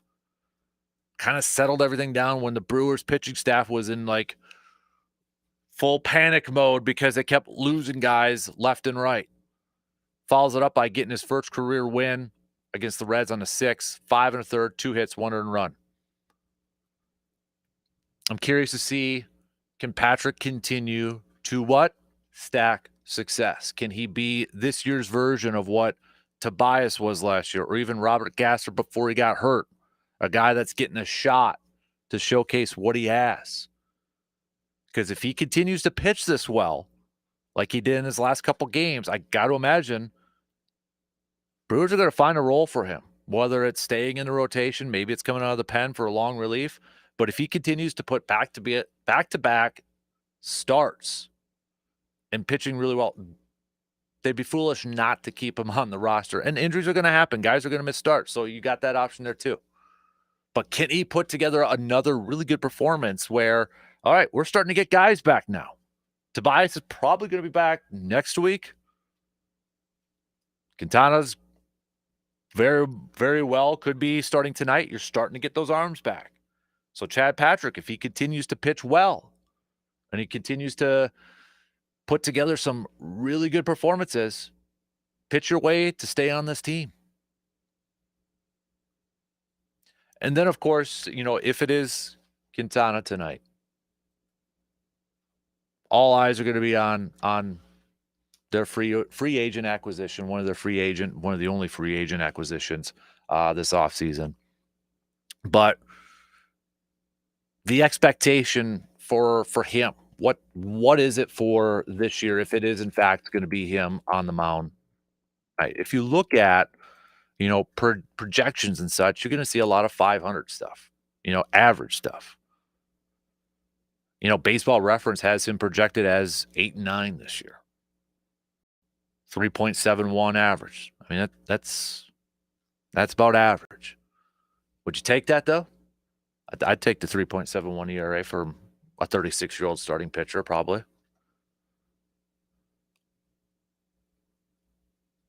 But it'll be interesting to see, too, if it is him tonight, what's, because the reason he hasn't been pitching yet, it hasn't been injury, it's just ramping up because he was a late signee in spring training. So is he able to go out there and give you 6? Does he have an innings count? Does he have a pitch count? Because he's still kind of in that ramp-up mode, or is he good to go 100%? Full throttle, man. But we're starting to get healthier now. We're starting to get through here. Tobias is going to be back next week. Quintana's here. Woodruff probably next month. And you look at the schedule coming up here. I mean, okay, so Brewers have won their last 3 series. Going back to Kansas City, won that one. Took 3 out of 4 against Cincinnati. Took 2 out of 3 against Colorado. Now you got Arizona, who's going to be a player for the playoffs. They're in a really tough division right now in the NL West, but they're a talented team that's going to be they're a playoff caliber team. Then you got Detroit next week, waiting for you coming home. Another playoff team, another playoff caliber team, another test in the first month of the season. I know it started at the end of March, but I'm still counting this as the first month of the season. Then you got the Athletics. Then you go on the road against the Giants for 4 games. And then the Cardinals for 3 games.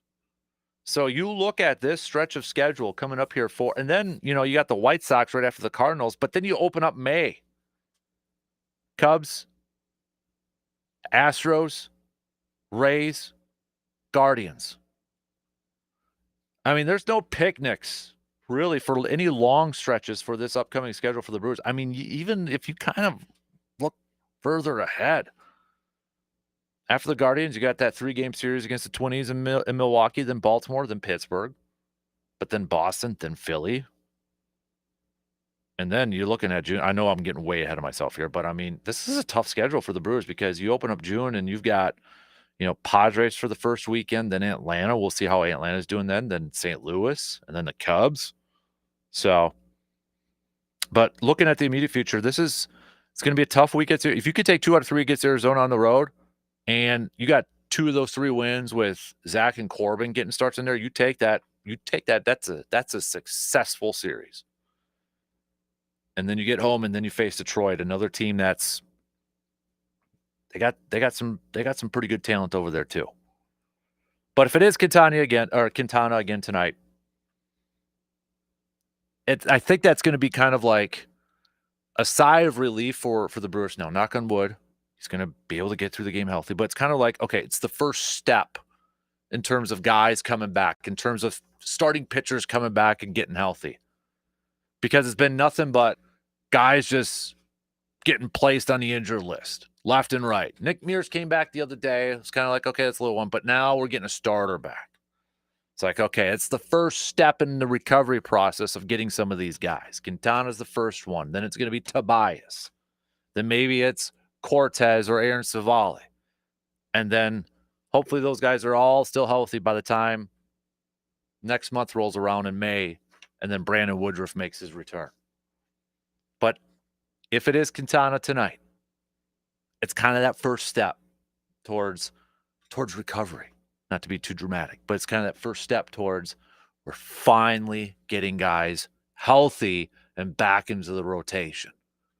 And credit to the Brewers for withstanding some of this, to be 7-6 at this point. I know when you say 7-6, it probably doesn't speak glowingly, but after starting 0-4 and losing more pitchers to go and win your last 3 series, you take that and you run with that. And now you're starting to get those guys back. Again, first pitch tonight for the Brewers. It's going to be a late one, 8:40, so coverage is going to begin about 35 minutes prior. Then Saturday's game, 7:10 first pitch, and then Sunday, 3:10 first pitch. Bucks game tonight's, if they get the W, they will clinch the 5th seed in the Eastern Conference at Detroit. That game, tip time, 6 p.m. If they lose it, it kind of turns into a must-win on Sunday in Milwaukee. Now, I know fans are probably going to want Giannis and such to play on Sunday, but if you're looking at it from a long-term sort of thing, you probably want Bucks to clinch it tonight, rest Giannis on Sunday, and then get ready for the postseason. All right, let's take our final break, and then we'll do some picks to wrap up this Friday morning. We'll be back in just a couple minutes.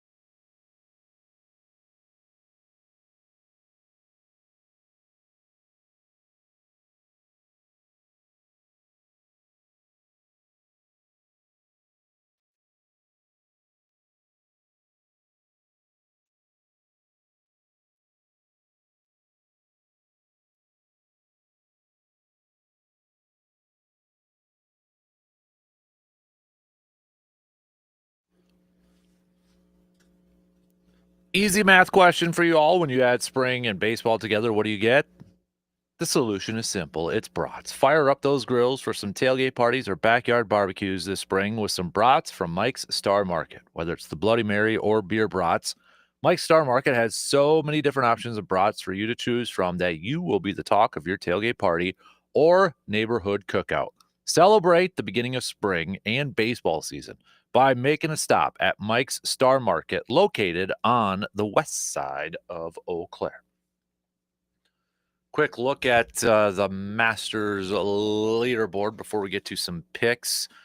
Rose still the leader at 8 under, extending his lead. He's up to 4 right now over a group that includes Scheffler, who is currently at 4 under. So Justin Rose sitting there at 8 under par as he's through 3 holes in his second round of the Masters.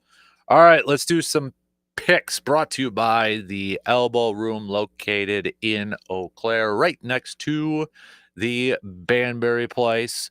If you're looking for somewhere maybe to watch a little golf, maybe watch some of these games and such, and just enjoy a nice cold beverage, you can hit up the Elbow Room in Eau Claire, right next to, again, the Banbury Place. Let's jump right into some NBA games because we're wrapping up the regular season. We got games today and then on Sunday.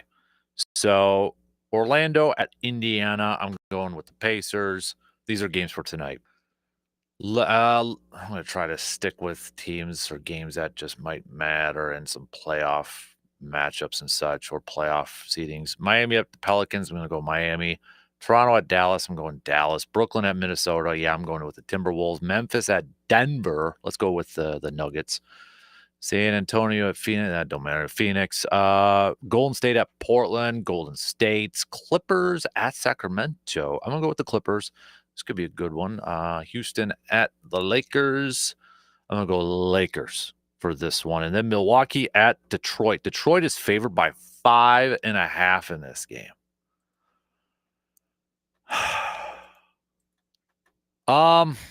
Boy. You know what? I'm going to go Detroit. I think, yeah. Now, the Bucks have won the first 2 games of this season series. 127 to 120, 128 to 107.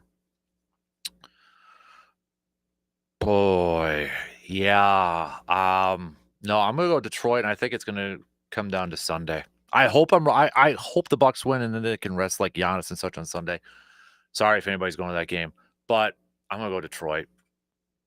I think they win. And then Sunday's games, you got Orlando at Atlanta. I'll go Orlando. Knicks at Brooklyn. Give me the Knicks. Pacers at Cleveland. I'm going to go Pacers. Then we've got Detroit. No, I'm going to say for that one. I already kind of said it, though. Denver at Houston. I'm going to go. I think Denver needs that one more. Houston's going to be resting some guys, so I'll go Denver. Dallas defeats Memphis. Minnesota defeats Utah. The Lakers take down Portland. And then, yeah, I think Milwaukee will win it on Sunday in Milwaukee against Detroit. So let's do some baseball picks now. For these games, these are just going to be like for a series. I'm just not going to go through the whole weekend series and such, but these are going to be my series winners. So we got Royals taking on the Guardians. It's in Cleveland. I am going to go with... I'm going to go Cleveland. I'll go Cleveland. Pittsburgh, Cincinnati. I'll go Cincinnati, but I'm not too confident in that. Atlanta, Tampa Bay. I'll go Atlanta. Giants at the Yankees. This should be a fun one. I'm going to go Yankees. I don't know why. I'm going to go Yankees. I think they kind of bounce back and get this one. So, Toronto taking on the Blue Jays in Toronto taking on the Blue Jays. The Blue Jays taking on the Orioles in Baltimore. Battle of the Birds. I'm going to go Toronto. Washington at Miami. Let's go with let's go Miami. Why not? Boston at the White Sox. Yeah, give me the Red Sox in this one. And Angels. The Red Hot Angels. Can we say that? Taking on Houston in Houston. I'm going to go with Houston. I'm going to go Houston. Detroit at Minnesota. I'm going to go Detroit winning this series. Philadelphia at St. Louis. I'm going to go with the Phillies winning that series. Colorado taking on the Padres. Padres win that series. Texas at Seattle. I'm going to go with the Rangers winning that series. We've got the Mets taking on the A's. Good to go Mets. And then we got Cubs taking on the Dodgers in a rematch from the Tokyo series. It's in L.A. I'm going Dodgers. So we've got a chance, Brewers fans. We got a chance to catch the Cubbies in the standings. If we can take 2 out of 3 at least against the Diamondbacks, and maybe the Dodgers can help us out here a little bit, maybe by the weekend we could be in first place. However, I didn't pick the Brewers yet. I think the Brewers are going to lose this series. I hope I'm wrong, but I'm going to take the Diamondbacks winning 2 out of 3 in this one. I hate saying that, but I don't like the pitching matchups in this one. I don't like it. We'll see. But luckily the Cubbies, they'll play the Dodgers, so hopefully the Dodgers can do business against them like they did overseas in Tokyo. So, all right. Again, those are your picks and predicts brought to you by the Elbow Room. So yeah, let's kind of recap everything we touched on this morning. We did some more Packers potential prospects. We took a look at 3 defensive linemen. We'll put that up in a Man Cave podcast form later on this morning, so you can get. You can take a look at or take a listen to that a little bit later on. We talked a lot about the Bucs. They did pick up a win last night, but since the Pistons beat the Knicks, it did not clinch the 5th spot in the Eastern Conference. If they win tonight, they will. If they lose, then it's winner between Bucs and Pistons gets the 5th seed on Sunday. So, again, programming note to pass along, just because of the time that the Bucs game starts tonight and the time that the Brewers game starts tonight. The Bucs game is actually going to play on 95.9 and 11:50 a.m. That game starts around 6 p.m. But the Brewers game starts around 8:40. So it's not a guarantee that the Bucs game is going to be done before the Brewers game plays. So that's why the Bucs will be on 95.9 and 11:50 a.m. and then Brewers will be on 105.1 FM and 790 a.m. So, and then yeah. We got Brewers tonight. Could be the season debut of one Jose Quintana. Kind of that first step to everybody coming back for this pitching staff. So, but then we've got Chad Patrick getting a start against Corbin Burns tomorrow, and then Freddie Peralta taking on Zach Gallen on Sunday before the Brewers return home to take on the Detroit Tigers. So, talked a lot about the Brewers and that. We caught up with Dr. Crow. We talked a little bit about Dame's injury with his calf injury. So we'll put that up in our Man Cave podcast as well a little bit later on if you want to hear what he has to say about that. So, yeah, did that about a couple hours ago. We did our AJM Automotive Pump the Brakes, full throttle, and a little cream of the crop too.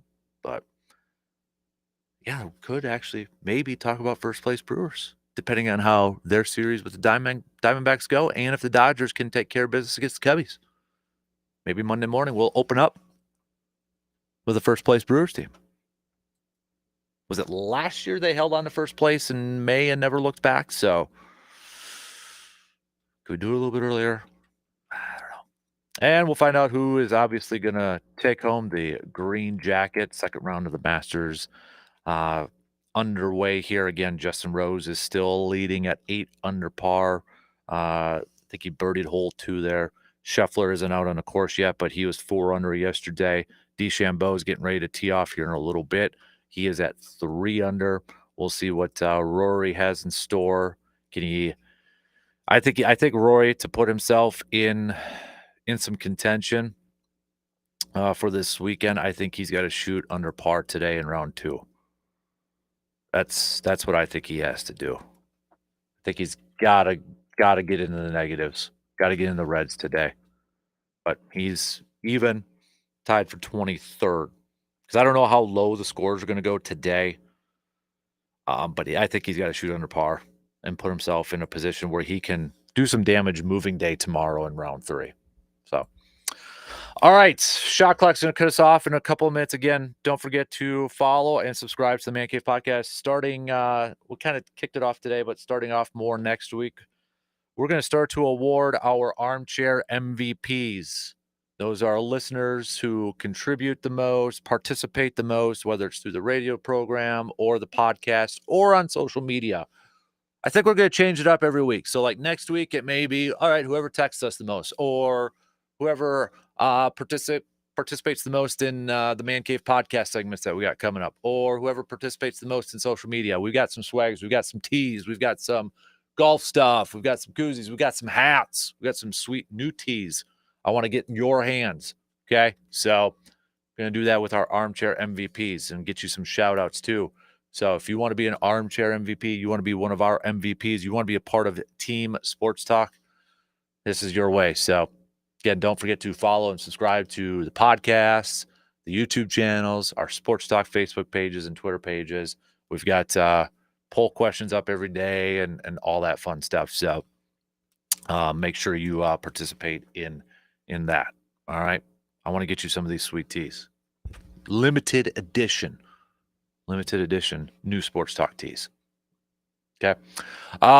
Next week, we're inching a little bit closer and closer to the draft, so we'll actually wrap up next week our Packer Potential Prospect Series before we head over to Green Bay for the draft. So try to cruise through that next week and hit up as many. Plus, we've got some draft experts that are going to be joining us, including Mike Renner, formerly of Pro Football Focus, now with CBS Sports and such. But Mike Renner, who's been on our program before, he's going to be joining us next week. Talk a little draft, talk a little bit about the Packers leading up to the draft too. So excited to catch up with Mike next week. DP Danitz are up next. Have a fantastic rest of your day and a fantastic weekend. Warmer temps should be nice to go out and enjoy it. All right, maybe hit the course. I'm not going to be able to golf this weekend, so somebody golf for me. All right. Same place, same time, Monday morning, 6 a.m. See you then.